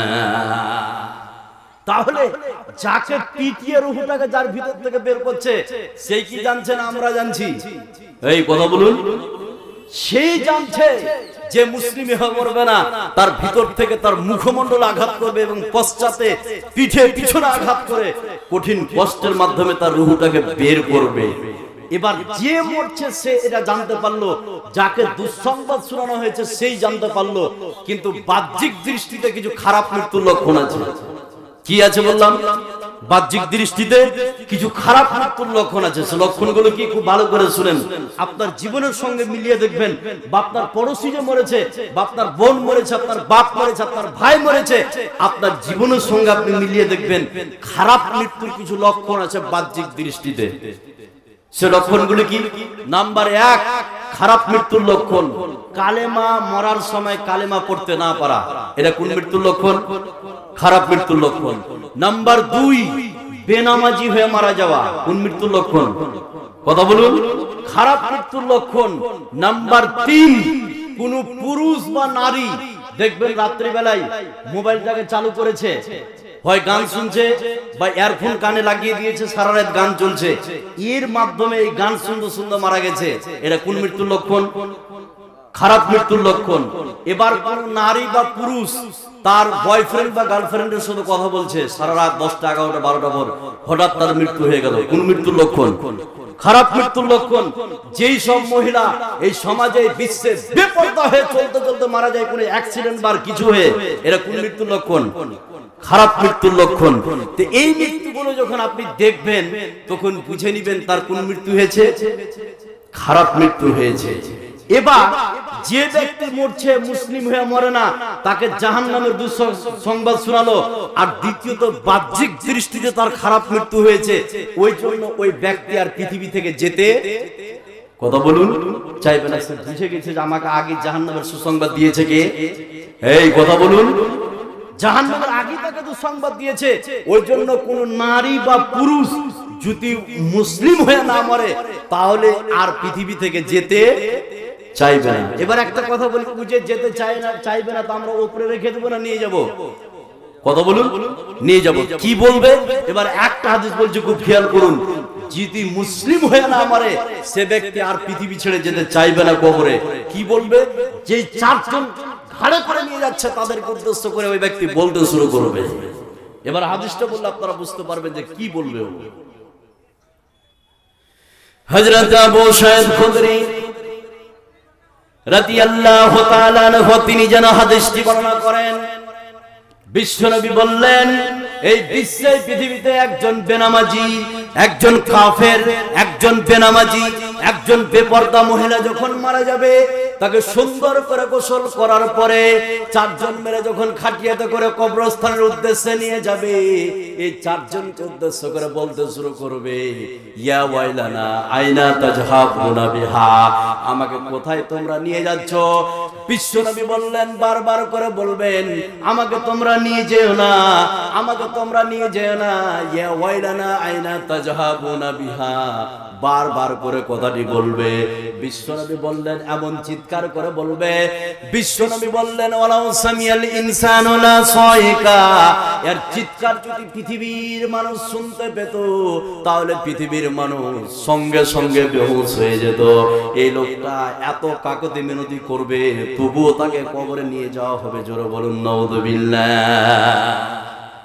তাহলে বলবে যে আমাকে নিয়ে যেও না, কি করো না, নিয়ে যাও, যে সে বুঝে নিয়েছে আমার জন্য কবরের আগুনের বিছানা রেডি করেছে কে? আল্লাহ। এবার তাকে নিয়ে যাওয়া হলো কবরে। কবরে রেখে দেওয়ার পরে, কবরে রেখে দেওয়ার পরে অবস্থা কি? এবার আরেকটা হাদিস বলছি, তাহলে আপনি বুঝতে পারবেন খুব সহজে। হযরত বারা ইবনে আদিব রাদিয়াল্লাহু তাআলা আনহু তিনি যেন হাদিসটি বর্ণনা করেন, বিশ্বনবী বললেন, একজন বেনামাজি যখন মারা যাবে, একজন কাফের, একজন বেঈমান, একজন মুশরিক, একজন বেপরদা মহিলা যখন মারা যাবে, বিশ্বনবী বললেন, তাকে গোসল করিয়ে সুন্দর করে যখন কবরে রেখে আসা হবে, রেখে যারা গিয়েছিল তারা যখন ফিরে আসবে, এমন সময় দুইজন ফেরেশতা ভয়ঙ্কর আকার ধারণ করে নিয়েছে, তাকে উঠিয়ে বসাবে। বসার পরে তিনখানা প্রশ্ন করবে, মান রব্বুকা ওয়া মা দীনুকা ওয়া মান নাবিয়ুকা। ওই ব্যক্তি তখন বলবে, হা হা লাদরি, আমি কিছুই জানি না। এমন সময় একজন আহ্বানকারী এসে বলবে, ফাফরিসুহু মিনান নার ওয়ালবিসুহু মিনান নার, ফাফরিসুহু মিনান নার ওয়ালবিসুহু মিনান নার। এই ব্যক্তির জন্য জাহান্নামের পোশাক রেডি করে দাও, আর জাহান্নামের বিছানা বিছিয়ে দাও, আর জাহান্নাম পর্যন্ত কবরটাকে প্রশস্ত করে দাও। নাউযুবিল্লাহ। তাহলে যারা মুসলিম হয়ে মরবে না, তাদের মৃত্যুর যাত্রাটা এভাবে শুরু হবে। কথা বুঝেন নাই? এবার একটা এই শোনার কথা বলি, খুব খেয়াল করুন, খুবই খেয়াল করুন, তাহলে বুঝতে পারবেন। কবর এই শব্দটা আমরা শুনেছি না শুনিনি? কবর শব্দটা শুনেনি? কবর কাকে বলা হয়? আমাদের যেটা ধারণা, নারী আর পুরুষ যতগুলি আছেন, আমাদের যেটা ধারণা যে কবর কি বলা হয়, আমার বাড়ির পিছনে বা মাঠের জমিতে বা আমার কানটাতে 3 হাত গর্ত করে একটা মানুষকে পুঁতে দেওয়ার নাম কবর। এটা আমরা জানি কি জানি না? এই কথা বলেন, জানি কি জানি না? এর নাম কবর নয়। কি বললাম? এর নাম কবর নয়। 3 হাত আপনার বাড়ির পিছনে, আপনার মাঠের জমিতে 3 হাত গর্ত করে একটা নারী পুরুষকে পুঁতে দেওয়ার নামই যদি কবর হয়, যাকে বাঘে খেয়েছে তার কবর কোথায়? এই কথা বলুন। যে ব্যক্তি আগুনে পুড়ে ছাই হয়েছে তার কবর কোথায়? যাকে সাপে খেয়েছে তার কবর কোথায়? যে ডুবে পুড়ে পচে শেষ হয়ে গেছে তার কবর কোথায়? আছে না নাই? কথা বলুন। তাহলে কবর কোনটা? এবার বলছি, এবার ভালো করে শুনেন। কবর হচ্ছে ওটাই, কবর হচ্ছে ওটাই, মৃত্যু যেই দিন আপনার হচ্ছে সেই দিন থেকে নিয়ে বিচারের দিন পর্যন্ত এই যে লম্বা একটা সময়, যেখানে যে অবস্থায় থাকেন না কেন, সেই অবস্থার নাম কি? এই কথা বলুন। আবারও বলছি, কবর কাকে বলা হয়? কবর বলা হয় ওটাকে যেই দিন আপনি মরছেন সেই দিন থেকে নিয়ে কিয়ামতের দিন পর্যন্ত যেখানে যে অবস্থায় আপনি থাকেন না কেন, সেই অবস্থার নাম কবর। এই কবর কত ভয়াবহ! একটা বলুন আপনাকে শোনাচ্ছি, আর কবরের শাস্তি কি কি কারণে হয়, এবার আপনাকে বললো আপনি শুনে অবাক হয়ে যাবেন। এবার কবর কত ভয়াবহ, কত কঠিন। ওখানে যে একবার ধরা পড়ে যাবে, আর দ্বিতীয় চান্স তাকে দেওয়া, এই কথা বলুন, দেওয়া যাবে? যাবে? যাবে না। এবার আমি জানুয়ারির 1 তারিখে বাংলাদেশ গিয়েছিলাম প্রোগ্রামের জন্য। যখনই হিলি বর্ডার আমি টপকিলাম, যেটা ইমিগ্রেশন কাউন্টার চেকিং, ওখানে আমাকে ভরে গোটা শরীরকে চেক করলো, আমার ব্যাগে কিছু আছে নাকি চেক করলো, যাতে করে এপারকার মাল ওপারে না নিয়ে যেতে পারে। কথা বুঝেন নাই? তো এই যে ইমিগ্রেশন কাউন্টার সব থেকে বিশ্বের মধ্যে মাটির নিচে এবং ওপর গোটা পৃথিবী এবং নিচে যতগুলো জায়গা বা এরিয়া আছে সব থেকে দামি চেকিং বা সব থেকে গুরুত্বপূর্ণ চেকিং হচ্ছে কবরের চেকিং। কোথাকার চেকিং বললাম? কবরে। ওখানে আপনি টাকা নিয়ে যে ফেরেশতাকে ঘুষ দিতে পারবেন কবরে? এই কথা বলুন, দেওয়া যাবে? যাবে না। কবর কত কঠিন জায়গা। একটা বর্ণনা শোনাচ্ছে, খুব খেয়াল করুন, শুনলে আপনি অবাক হয়ে যাবেন। বর্ণনাটা কি এবার খালি খেয়াল করুন, তাহলে আপনি বুঝতে পারবেন। হযরত উসমান রাদিয়াল্লাহু তাআলা আনহু তিনি যখন কবরকে দেখতেন হাউমাউ করে কান্না করতে শুরু করতেন। সঙ্গী সাথী হযরত উসমানকে বলতেন, ও উসমান, বিশ্বনবী যখন জান্নাতের কথা বলেন তখন তো আপনি এরকম হাউমাউ করে কাঁদতেন না। বিশ্বনবী যখন জাহান্নামের কথা বলতেন তখন তো আপনি এরকম করে হাউমাউ করে কান্না করতেন না। যখন আপনি কবর দেখেন কেন আপনি হাউমাউ করে কান্না করেন? হযরত উসমান বললেন, সঙ্গী সাথী শুনে নাও, এই কবর হচ্ছে প্রথম স্টেপ, এই কবর হচ্ছে প্রথম মঞ্জিল। এই কবরে যদি একবার কেউ ধরা পড়ে যায়, হাসরে ধরা পড়ে যাবে, মিজানে ধরা পড়ে যাবে, ফুলসিরাতে ধরা পড়ে যাবে। এই কবরে যদি একবার কেউ বেঁচে যায় তাহলে সে হাসরে বেঁচে যাবে, মিজানে বেঁচে যাবে, ফুলসিরাতে বেঁচে যাবে। এই কবর হচ্ছে প্রথম ইমিগ্রেশন কাউন্টার। এই কবরে একবার যে ধরা পড়ে যাবে প্রত্যেকটা স্তরে সেই ব্যক্তি ধরা পড়ে যাবে। জোরে বলুন নাউযুবিল্লাহ। এই কবর হচ্ছে কঠিন জায়গা। এই কবরের শাস্তি কি কি কারণে শাস্তি হয় খুব খেয়াল করুন। যে কোনো পাপের কারণে, যে কোনো গুনার কারণে কবরের শাস্তি হতে পারে। যে কোনো পাপের কারণে, যে কোনো গুনার কারণে কবরের শাস্তি হতে পারে। কিন্তু মুখ্য কিছু কারণ আছে, খুব ভালো করে শুনেন। 6টি মুখ্য কারণ বলছি যে কবরের আযাব হয়। কয়টি কারণ বললাম? 6টি কারণ। সেই 6টি কারণ কি এবার একটা একটা করে বলছি। আপনার জীবনের সঙ্গে মিলে দেখেন, আপনি ওই কাজগুলি করে বসেছেন, মা বোনেরাও করেছেন, আপনারাও করেছেন। 6টি মুখ্য কারণ কবরের আযাব হওয়ার। যে কোনো গুনার কারণ হতে পারে, কিন্তু 6টি হচ্ছে মুখ্য কারণ। কয়টি কারণ বললাম? 6টি মুখ্য কারণ কবরের আযাব কেন হয়। নাম্বার 1, কবর আযাব কেন হয়? 1 নম্বর মুখ্য কারণ। কয় নম্বর বললাম? 1 নম্বর। সেটা কি? একটা হাদিস বলবো আর একটা আয়াত বললে আপনারা বুঝতে পারবেন। হযরতে যায়েদ বিন সাবিত রাদিয়াল্লাহু তাআলা আনহু, আগে কথাটা বলে দিই, 1 নম্বর কারণ হচ্ছে শিরক করা। 1 নম্বর কারণ কি? শিরক করা। যেই সব নারী পুরুষ শিরক করে মারা যাবে তার জন্য কবরের আযাবকে রেডি করবে কে? কথা বলুন, আল্লাহ। যায়েদ বিন সাবিত রাদিয়াল্লাহু তাআলা আনহু তিনি হাদিসটি বর্ণনা করছেন। তিনি বলছেন যে বিশ্বনবী একটা বাহনে চাপে যাচ্ছিলেন কিছু কবরের পাশ দিয়ে, যেখানে ছিল 5 থেকে 6টা কবর। কয়টা বললাম? 5 থেকে 6টা। ওখানে যখন বাহনটা গেছে, বাহনটা লাফাতে শুরু করেছে, মনে হচ্ছে বিশ্বনবীকে ফেলে দিবেন। এবার বিশ্বনবী ওই বাহন থেকে নেমে গেলেন। নেমে যাওয়ার পরে আশেপাশের লোককে জিজ্ঞেস করলো, এই যে এখানে 5 থেকে 6টা কবর আছে, এদের কবরে এরা কি অবস্থায় মারা গেছে? লোকেরা বলল, এরা শিরক করে মারা গেছে। কি করে? কথা বলুন, শিরক করে মারা গেছে। বিশ্বনবীকে জানানো হলো যে এই কবরে আযাব হচ্ছে। এবার বিশ্বনবীকে বলল ওখানকার লোক যে এই ব্যক্তি শিরক করে মারা গেছে। তাহলে এই বিশ্বের পৃথিবীতে যে সব নারী পুরুষ শিরক করে মারা যাবে তাদের কবর আযাবকে উপস্থিত করবে কে? আল্লাহ। এবার কিভাবে শিরক করে? শুধু কবর আযাব নয়, যেই সব নারী পুরুষ শিরক করে মারা যাবে তাদের জন্য জাহান্নাম জান্নাতকে হারাম করেছে কে? আল্লাহ। এবার একটা আয়াত বলছে আর শিরক বলে একটা একটা করে বলছি। যেই সব নারী পুরুষ শিরক করে মারা গেছে তাদের কবর আযাব হবে, এটা নিশ্চিত। এবার শিরক কোনগুলো একটা আয়াত বলার পরে আমি বলছি, তাহলে আপনারা সহজে বুঝতে পারবেন।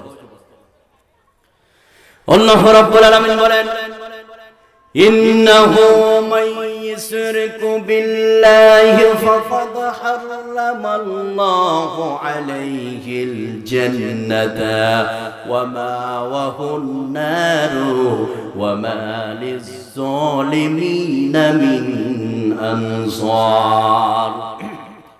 আল্লাহ রাব্বুল আলামিন বলেন, যারা আল্লাহর সঙ্গে শিরক করেছে আল্লাহ রাব্বুল আলামিন তাদের জন্য জান্নাতকে হারাম করে দিয়েছেন আর তাদের জন্য জাহান্নামকে ওয়াজিব করে দিয়েছেন। তাহলে বিশ্বে পৃথিবীতে যে সব নারী পুরুষ শিরক করে মারা যাবে আল্লাহ রাব্বুল আলামিন তাদের জন্য জান্নাতকে হারাম করে দিয়েছে। জোরে বলুন নাউযুবিল্লাহ। তাহলে শিরক করে মারা গেলে কবর আযাব হবে এবং জান্নাতও তার জন্য হারাম। এবার শিরক কোনগুলো? কয়েকটা ছোট শিরক আপনাকে আমি দেখাচ্ছি, এদিকে খেয়াল করুন। নাম্বার 1 শিরক যে সব নারী পুরুষ করে থাকে, 1 নম্বর সেটা কি? সকালবেলায় কলিমউদ্দিন দোকান খুললো, দোকানের শাটারটা উঠিয়ে ঝাড়ু দিচ্ছে, এমন সময় আপনি যা বলছেন কলিমউদ্দিন ভাই আমাকে হাফ কেজি চিনি দাও, বাড়িতে মেহমান এসে চা করে দিব। এবার কলিমউদ্দিন বলছে ভাই সাইট হয়নি, বাকি দিতে পারবো না। এই কথা বলুন আছে না নাই? এই কথা বলা আছে না নাই? আমি পরিষ্কার করে বলতে চাই এটা হচ্ছে শিরক। এরকম মন্তব্য করাকে কি বলা হয়? শিরক। এরকম মন্তব্য করা যাবে না। নাম্বার 2 যে শিরকটা করে থাকে সেটা কি? যমজ কলা বা জোড়া কলা খেলে কি হবে? এই কথা বলুন, জোড়া বাচ্চা হবে। এটা আমরা শুনেছি না শুনিনি? আমি আজকে পরিষ্কার করে বলতে চাই, খুব ভালো করে শুনেন, যমজ কলা খেলে জোড়া কলা খেলে যমজ বাচ্চা হবে, এই মন্তব্য করা হচ্ছে শিরক। এই বিশ্বের পৃথিবীতে যে সব নারী পুরুষ এই মন্তব্য করবে এটাকে কি বলা হয়? শিরক। আমি বলতে চাই এই যে গ্রাম, এই গ্রামে কম করে 8 থেকে 10 জন বন্ধ্যা মহিলা পাওয়া যাবে, যেটা আমরা সাদা সিধা বাংলায় বলি বাঞ্ঝি মহিলা। আছে না নাই? এই কথাগুলো আছে না নাই? আমি আজকে পরিষ্কার করে বলতে চাই ওই মহিলার জন্য তার স্বামী, তার শ্বশুর, তার নিজ বাপ 1 লাখ, 2 লাখ, 1.5 লাখ, 3 লাখ টাকা পর্যন্ত খরচ করেছে শুধু একটা বাচ্চার জন্য। আছে না নাই? রায়গঞ্জে দেখিয়েছে, শিলিগুড়ি, কলকাতা, সব জায়গায় দেখিয়েছে 1 থেকে 2-3 লাখ টাকা খরচ করেছে একটা বাচ্চার জন্য, তবুও বাচ্চা হয়নি। আমি আজকে পরিষ্কার করে বলতে চাই, বেটা তোমার স্ত্রীর জন্য তুমি কেন 1 লাখ টাকা খরচ করলে? বেটা তুমি তোমার স্ত্রীর জন্য কেন 2 লাখ টাকা খরচ করলে? তুমি 10 টাকা দিয়ে দুটো যমজ কলা কিনে এনেছো, তোমার স্ত্রীকে খাইয়ে দাও, ডাবল বাচ্চা হবে। কথা বলুন, এই কথা বলুন, হবে হবে কথা বলুন, হবে কি? আপনি খাওয়ান, ডাবল বাচ্চা হবে। 2 বছরকার কাজ 1 বছরই হবে। আছে না নাই? সুবিধা হলো না? হলো না? সুবিধা হলো। আর দ্বিতীয়ত আর একটা সুবিধা, যে এখন 90% মেয়েদেরকে সিজার করতে হয়, হয় না? এবার যমজ কালা দুটা খাওয়ালে জমাত বাচ্চা হবে, একবার সিজার করতে হলো, 30-40 একবারই খরচ হলো। এটা ভালো নয়? আর এখন তো সিজার উঠে গেছে, সিজার করতে হবে। আছে না? আর মেয়েরা ওটা ধারণা করেছে আমি সিজার ছাড়া কাজ হবে না। যেই দিন ও ডেলিভারি হবে তার 5 দিন আগে থেকে হাসপাতালে চিঠি শুয়ে আছে যে আমাকে সিজার করো। কথা বুঝেন নাই? তাহলে যমজ কলা খেলে যমজ বাচ্চা হবে, মন্তব্য করা কি? শিরক। নাম্বার 3 শিরক যেটা আমরা করে থাকি, 4-5 জন বাচ্চা এখানে খেলাধুলা করছে, 4-5 জন। এবার একজন বাচ্চার হাতে একটা লাঠি, পাটকুড়ি বুঝেন না? পাটকুড়ি নিয়ে আরেকজনকে পয়সা দিলে ওর মা বলছে তুই ওকে মারলি কেন রে? পাটকুড়ি ঠেকে তাই না কত রে? শুনেননি?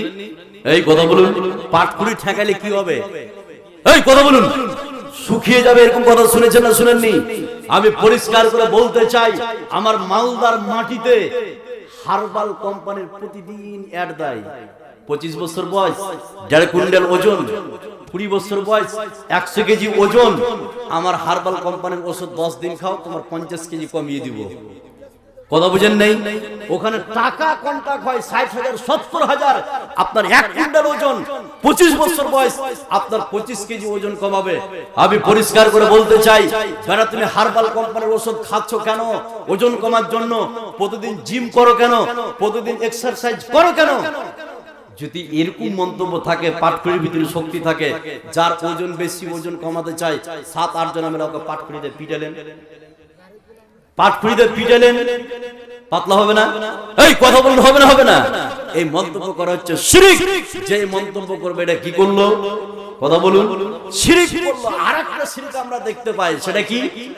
খুব ভালো করে খেয়াল করুন। রাত্রি বেলায় টাকা বা চাউল, ধান দেওয়া যাবে না। এটা শুনেননি আপনারা? এই কথা বলুন, শুনেছেন? আমি পরিষ্কার করে বলতে চাই, অনেকে ফের আবার বলে রাত্রে যদি চাইল, ধান বা টাকা পয়সা দিই তাহলে লক্ষ্মী চলে যাবে। শুনেননি? আরে বেটা, লক্ষ্মী গেল তো কি আর থাকলো তো কি? লক্ষ্মী একটা হিন্দুদের দেবতা। আছে না নাই? এই কথা বলে আছে না নাই? এই মন্তব্য করা হচ্ছে শিরক। দিনও হচ্ছে আল্লাহ, রাতও আল্লাহ। আরেকটা শিরকের কথা বলে সামনে দিকে আমি আগাচ্ছি, সেটা কি? গণক বা আপনার জ্যোতিষী কে হাত দেখাই না আমরা অনেক সময়, বাবুন বাবুন বা গণককে হাত দেখাই কিনা? হাত দেখে বলছে যে তোমার 5টা বিয়ে হবে, 35টা বাচ্চা হবে। কথা ভালো করে বুঝেন, বলছে 5টা বিয়ে 35টা বাচ্চার সামনে একটা বিপদ আছে। কথা বুঝেন নাই? এবার হাত দেখায় যখন হয়ে যাবে, হাতটাকে ঝেড়ে ওকে কইসা এক চড় মারেন। এবার ও যদি বলে যে ভাই আমাকে মারলে কেন, তুমি তো 1 মিনিট আগে হাত দেখলে যে আমার 5টা বিয়ে 35টা বাচ্চার একটা বিপদ আছে, তো তুমি রেখাতে দেখতে পেলে না যে আমাকে চড় মারার কথা লেখা আছে? তো আমাকে আগে বলে দিতে যে ভাই তোমার হাত ছাড়ার পর আমাকে কিন্তু চড় মারিও না, চড়ের কথা লেখা আছে। কথা বুঝেন নেই? কথা বুঝেন না? বুঝেন না? যারা এই বিশ্বে যে সব নারী পুরুষ বাবুন বা গণককে হাত দেখাবে, এটা হচ্ছে শিরক।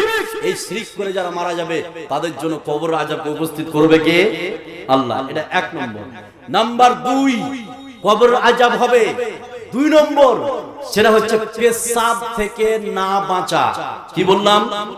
পেশাব থেকে না বাঁচা। এই বিশ্বের পৃথিবীতে অনেক মুসলমানের বাচ্চা আছে যারা হাই স্কুল, হাই মাদ্রাসায়, কলেজ, বিশ্ববিদ্যালয় পড়ে, পেশাব করে পানি নেয় না, আসে না।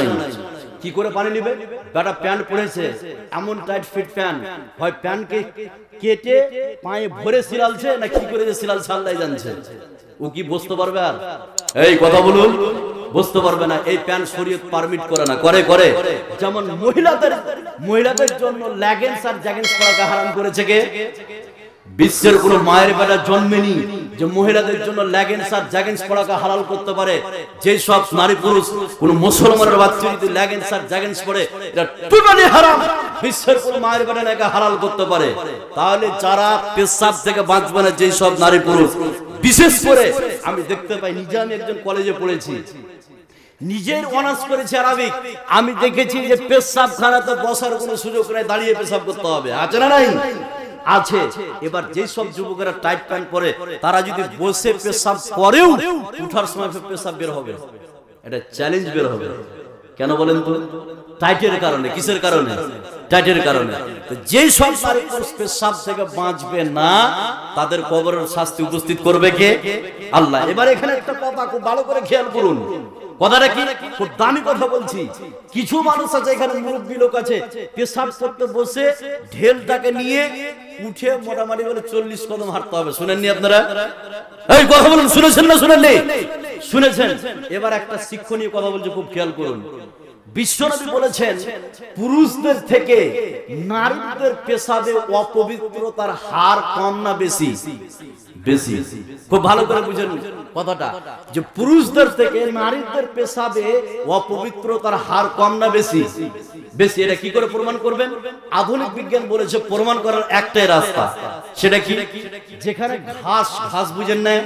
এই বুঝেন না? বুঝেন না? ওই ঘাসের উপরে একটা মেয়ে যদি 10 দিন পেশাব করে, আর 10 হাত দূরে আরেকটা ঘাসের উপরে কোনো ছেলে যদি 10 দিন পেশাব করে, ছেলে যেখানে পেশাব করেছিল সে ঘাসকে তাড়াতাড়ি মরবে না মেয়ে যেখানে পেশাব করেছিল সেটি?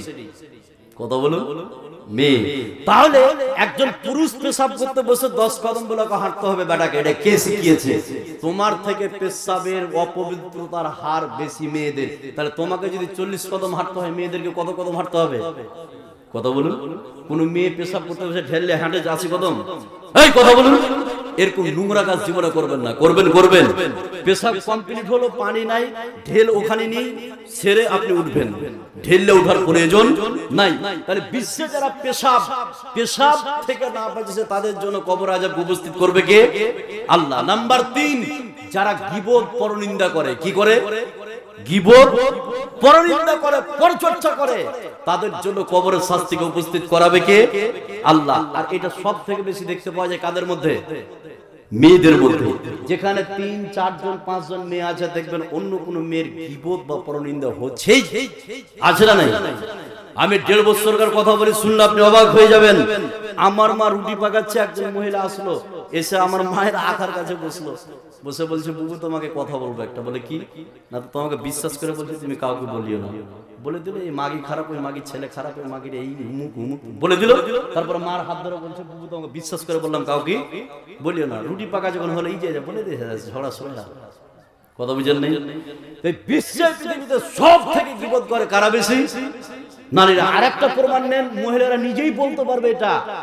আপনি মনে করেন আমি একটা মেয়েকে বিয়ে করে নিয়েছি, বিয়ে করে নিয়ে আসার পরে আমার হরিশ্চন্দ্রপুর থানার যেটা রেওয়াজ সেটা বলছি, মেয়েটাকে বিয়ে করে নিয়ে আসায় আগনা বা উঠানে বসানো হয়, বসার পরে এলাকার যত মেয়ে আছে সবাই দেখতে আসে। আপনাদের দিকে আছে? এই নতুন বউ দেখতে আসে কি? দেখতে আসে। এবার দেখতে এসে শুধু ওরা বউ দেখতে আসে না, শুধু পরনিন্দা পরচর্চা করতে আসে। সেটা কিভাবে দেখবেন? আপনি বাইরে দাঁড়িয়ে যাবেন রাস্তার ধারে, যত মহিলা দেখে যাবে সমস্ত মহিলার মুখ লড়বে, কিছু না কিছু বলবে।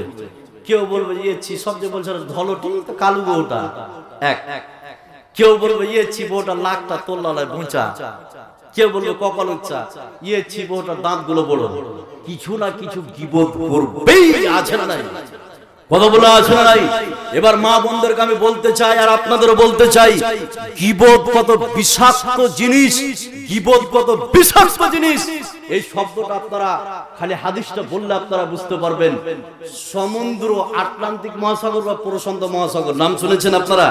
ওখানে যদি 1 কুইন্টাল বীজকে ঢেলে দেওয়া হয়, শুরু করছি আমি, 1 কুইন্টাল বীজকে ঢেলে দেওয়া হয়, তাহলে সমুদ্রের মাছ কি মরবে না বাঁচবে? এই কথা বলুন, মরবে কি? মাছ টেরই পাবে না। তাহলে 1 কুইন্টাল বীজ বা 5 কুইন্টাল 20 কুইন্টাল বীজ যদি আপনি ঢেলে দেন মহাসাগরে, আটলান্টিক মহাসাগর বা প্রশান্ত মহাসাগর বা ভারত মহাসাগর বা সুমেরু কুমেরু, মাছের কিছুই হবে না।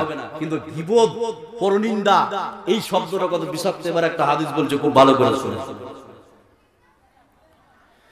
আমার নবী, আপনার নবী, সারা বিশ্বের নবী জনাব মুহাম্মদুর রাসূলুল্লাহ সাল্লাল্লাহু আলাইহি সাল্লামের স্ত্রী হযরত আয়েশা বিশ্ব নবীকে বললেন, ইয়া রাসূলুল্লাহ, ওগো আল্লাহর নবী, ওগো দয়ার নবী, আপনার স্ত্রী সাফিয়া যেন একটু বেঁটে, একটু খাটো। কি শব্দটা বললেন বলেন? বিশ্ব নবীকে বললেন, ইয়া রাসূলুল্লাহ, ওগো আল্লাহর নবী, আপনার স্ত্রী সাফিয়া যেন একটু বেঁটে, একটু খাটো। এই শব্দটা যখন হযরত আয়েশা বললেন, বিশ্বনবী হযরত আয়েশাকে বললেন, আয়েশা তুমি শুনে নাও, মুখ দিয়ে এমন একটি শব্দ তুমি বের করেছো, তুমি কি জানো এই শব্দটা যদি সমুদ্রের মধ্যে ফেলে দেওয়া হয়, বিশ্বনবী বললেন এই শব্দটা ফেলে দেওয়ার কারণে বিশাল আকারের পানি ব্যবহার করা অযোগ্য হয়ে যাবে। জোরে বলুন নাউযুবিল্লাহ। তাহলে আপনাদেরকে আমি বলতে চাই, হযরত আয়েশা শুধু তার সতীনের ব্যাপারে একটি কথা বললেন, ইয়া রাসূলুল্লাহ, আপনার স্ত্রী সাফিয়া হচ্ছে খাটো, বেঁটে। শুধু এরকম একটা বাক্য বলার কারণে বিশ্বনবী হযরত আয়েশাকে বললেন, আয়েশা তুমি যে শব্দটা মুখ থেকে বের করেছো, এটা যদি সমুদ্রে ফেলে দেওয়া হয়, বিশাল আকারের সমুদ্রের পানি ব্যবহার করা অযোগ্য হয়ে যাবে। জোরে বলুন নাউযুবিল্লাহ। তাহলে কত বিষাক্ত, আপনি কি কল্পনা করতে পেরেছেন? কত বিষাক্ত। এবার আর একটা হাদিস বলে আমি 5টি কথা বলবো আপনাদের উদ্দেশ্যে, শুনলে আপনি অবাক হয়ে যাবেন। অ্যাডিশনাল আর একটা হাদিস কি, যারা গীবত করে, পরনিন্দা পরচর্চা করে, তাদের কবর আযাব হবেই। এবার আরেকটা শাস্তির কথা বলছি, খুব ভালো করে শুনেন। মা বোন যারা গীবত করছেন, খুব ভালো করে শুনেন। হাদিসটা খুব লক্ষ্য করে শুনুন, তাহলে বুঝতে পারবেন যারা গীবত করে মারা গেছে কবর আযাব তো হবেই বটে, তার সাথে সাথে জাহান্নামের আযাব উপস্থিত করবে কে? আল্লাহ। এবার ভালো করে শুনুন, তাহলে আপনারা বুঝতে পারবেন। আমার নবী, আপনার নবী, সারা বিশ্বের নবী জনাবে মুহাম্মদুর রাসূলুল্লাহ সাল্লাল্লাহু আলাইহি সাল্লামের যখন ঊর্ধ্বগামী হয়, বিশ্বনবী যেদিন মেরাজে গিয়েছিলেন, এই পৃথিবী থেকে বিশ্বনবী যেতে শুরু করলেন, ট্রোপোস্ফিয়ার, স্ট্রাটোস্ফিয়ার, মেসোস্ফিয়ার, থার্মোস্ফিয়ার সমস্ত স্তরকে অতিক্রম করে বিশ্বনবী যখন গিয়েছিলেন, বিশ্বনবী যাওয়ার পথে কিছু লোককে দেখেছিলেন, তাদের আঙ্গুলের, তাদের কোণগুলি হচ্ছে তামার কুনি। এই তামার নখ আছে তাদের হাতের ভিতরে, আর এই তামার নখ দিয়ে তাদের গালের মাংসগুলোকে ছিঁড়ছে আর বুকের মাংসগুলোকে ছিঁড়ে ছিঁড়ে খাচ্ছে। বিশ্বনবী জিবরাইলকে বললেন, ও জিবরাইল আমিন, এই লোকটা নিজে নিজে কেন শাস্তি নিজে নিজেই ভোগ করছে? তার হাতে তামার নখ আছে, কুনি নখ আছে, আর ওই নখ দিয়ে গালের মাংস ছিঁড়ে খাচ্ছে, বুকের মাংস ছিঁড়ে খাচ্ছে।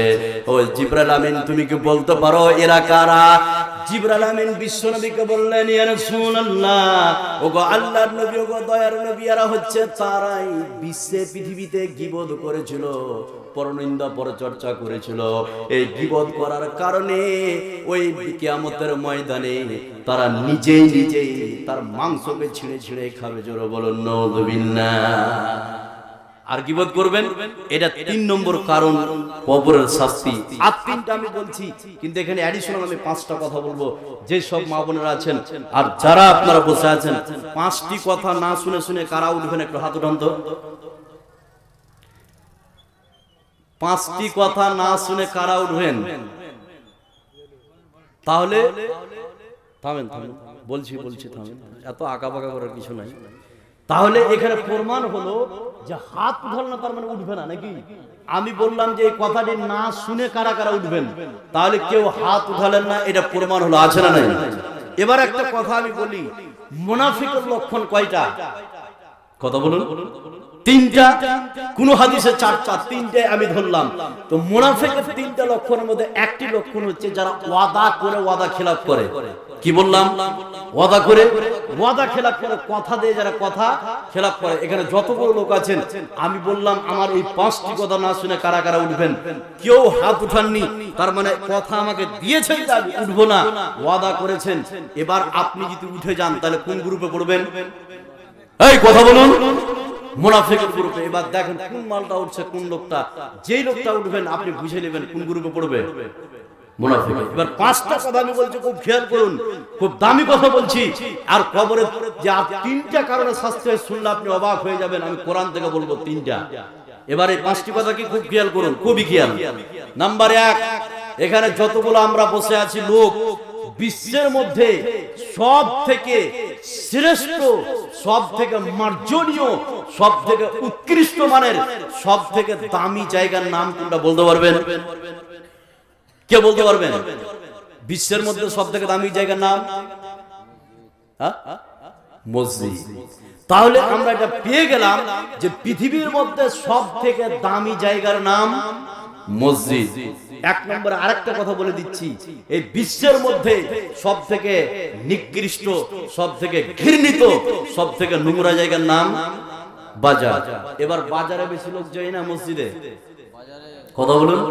বাজারে এখানে কিছু লোক আছে, নারী পুরুষ যারা আছে, যাদের বয়স 30 বছর, 15 বছর, 20 বছর, নামাজের ধার ধারে না। কয়েকটা বুঢ়া লোক ভালো করে হাঁটতে পারে না, দেখতে পারে না, কাছার উঠতে পারে না, ওটি নামাজে যাচ্ছে।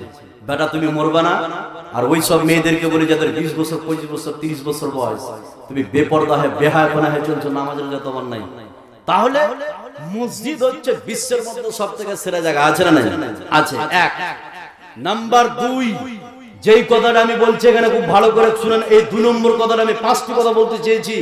2 নম্বর কথাটা আমি যেটা বলছি, এখানে যতগুলো লোক আছেন,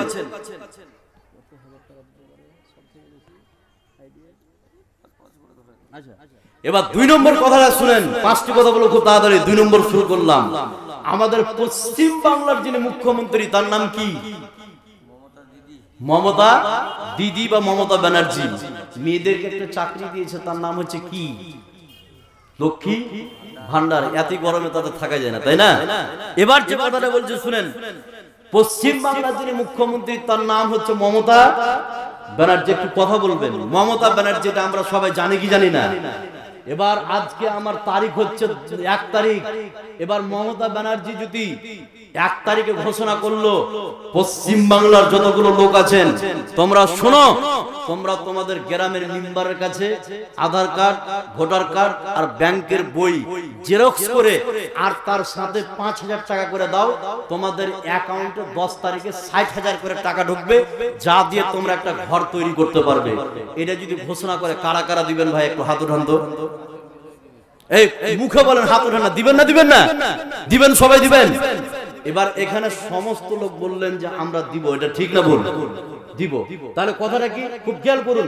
মমতা 1 তারিখে ঘোষণা করলো, যে তোমরা মেম্বারের কাছে আধার, ভোটার আর ব্যাংকের বই জেরক্স করে দাও আর 5000 টাকা তাকে দাও মেম্বারকে, তোমাদের অ্যাকাউন্টে 10 তারিখে 60,000 টাকা ঢুকবে আর ওই টাকা উঠিয়ে তুমি বাড়ি ঘর করতে পারবে, একটা ঘর তৈরি করতে পারবে, ঘরের জন্য তোমাকে টাকাটা দিব। এইটা ঘোষণা করলে আমরা সবাই দিব না? দিব না? অনেক লোক আছে বেটা তুই 5000 না 10,000 টাকা ঢোকা, আছে না নাই? আছে। এবার আমরা সকলে বললাম দিব। এবার আপনার ঈমানকে আমি পরীক্ষা করছি, আপনি কোন মুসলমান, খাঁটি মুসলমান না ডুপ্লিকেট মুসলমান, আপনি জাল না আপনি খাঁটি। এবার আপনাকে আমি পরীক্ষা করছি, খুব ভালো করে খেয়াল করুন। এখানে যতগুলো লোক আছেন আমরা এক বাক্য সবাই বললাম যে এই টাকা দিব। এবার আপনাকে বলি, আল্লাহ পাক বিশ্বনবীর মাধ্যমে বলে দিয়েছে যে মসজিদ বানাবে, যে মসজিদে টাকা দান করবে, যে মসজিদের টাকা দিবে, আল্লাহ পাক জান্নাতের ভিতরে তার জন্য একটা স্পেশালি ঘর তৈরি করে দিবে। এবার মমতা যে ঘরটা দিবে, এই ঘরে আপনি মোটামুটি 500 বছর বাঁচবেন না, কতদিন? 60 থেকে 70, এর থেকে বেশি কি? এই কথা বলুন, এর থেকে বেশি নয়। আর আল্লাহ যে ঘরটা দিবে, পৃথিবী বিক্রি করে ওরকম একটা ঘর কেনা সম্ভব নয়। এবার আল্লাহর ঘর কারা কারা নেবেন? এবার হাতটা উঠান তো দেখি, লিল্লাহি তাকবীর, হাত উঠান দেখি, কারা কারা আল্লাহর ঘর নেবেন? উঠান, হাত নামান, হাত নামান। হা করে তাকিয়ে আছে, মোদি ফের 24 আসে গরমে হবে, কথা বুঝেন নাই? হা করে তাকিয়ে কি দেখছেন আমাকে? জান্নাতের ঘর নিবেন না? এত আপনার থেকে কেউ হতভাগা কেউ আছে দুনিয়াতে? কেউ আছে আপনার থেকে হতভাগা? বিশ্বনবীর মাধ্যমে আল্লাহ পাক বিশ্বনবীর মাধ্যমে বলে দিয়েছে যারা মসজিদ বানাবে, মসজিদ তৈরি করবে, তার জন্য জান্নাতে একটা ঘর আল্লাহ পাক তার জন্য বানাবে। এবার আপনাদেরকে আমি বলি, শুধু মুখ বলবেন, মমতার ঘর নিবেন না আল্লাহর ঘর? কোনটা? আল্লাহর ঘর নিবেন সবাই তো? এবার মমতার ঘর লওয়ার জন্য 5000 টাকা ঘুষ দিবেন। এবার আপনার ঈমানকে আমি বলছি, কত ঈমানদারের বেটা আপনি? ঈমানদার। জান্নাতে ঘর কে কে নেবেন? যারা হু করে বললেন যে হ্যাঁ মমতার ঘর সবাই নেবে। এবার জান্নাতের ঘর কে কে নেবেন? কোন মায়ের বেটা আছেন? 5 জন ব্যক্তি বলেন তো 5000 করে দেব আমি ঘুষ মসজিদে, বলেন আপনি দিবেন? মাশাআল্লাহ, জান্নাতের ঘর নিশ্চিত হবেই। একটা হলো, থামেন। 2 নম্বর বলেন কে দিবেন? 5000 আপনি, একটু উঠে আসেন। 3 নম্বরে বলেন 5000 কে দিবেন? দেখে কোন মায়ের বেটা আছেন জান্নাতের ঘরের জন্য 5000 টাকা? কে আপনি? মাশাআল্লাহ, 3 জন। 4 নম্বরে বলেন, তাড়াতাড়ি বলুন, কে পারবেন 5000 টাকা? ঈমানের পথে অবিচল থেকে মরণ যেন আমার হয়, ঈমানের পথে অবিচল থেকে মরণ যেন আমার হয়। তোমারই কাছে মিনতি আমার, তোমার মহিম দয়াময়, ঈমানের পথে অবিচল থেকে মরণ যেন আমার হয়, ঈমানের পথে অবিচল থেকে মরণ যেন আমার হয়। রঙিলেই পৃথিবী ছাড়িতে হইবে, সাধের এই দেহ মাটিতে খাইবে, শূন্য হবে জিন্দেগানি, কর লাগিয়া ইয়া তো মায়া চোখের পানি। সর্বশেষ আমি যে কথাটা বলতে চাই যে আমার মোবাইল নাম্বার যদি কেউ রাখতে চান, আমি মোবাইল নাম্বারটা বলছি, আপনার মোবাইলটা রাখতে পারেন। বিষয়ভিত্তিক কথা বলার চেষ্টা করি, আল্লাহ যতটা বলাই চেষ্টা করি। আমি নাম্বারটা বলছি, আপনারা নাম্বারটা নিতে পারেন, রাখতে পারেন আপনাদের কাছে। 95 93 63 49 81। 95 93 63 49 81। 9593634981। আব্দুর রহমান মেরাজি লিখবেন, হরিশ্চন্দ্রপুর। আসসালামু আলাইকুম ওয়া রাহমাতুল্লাহ।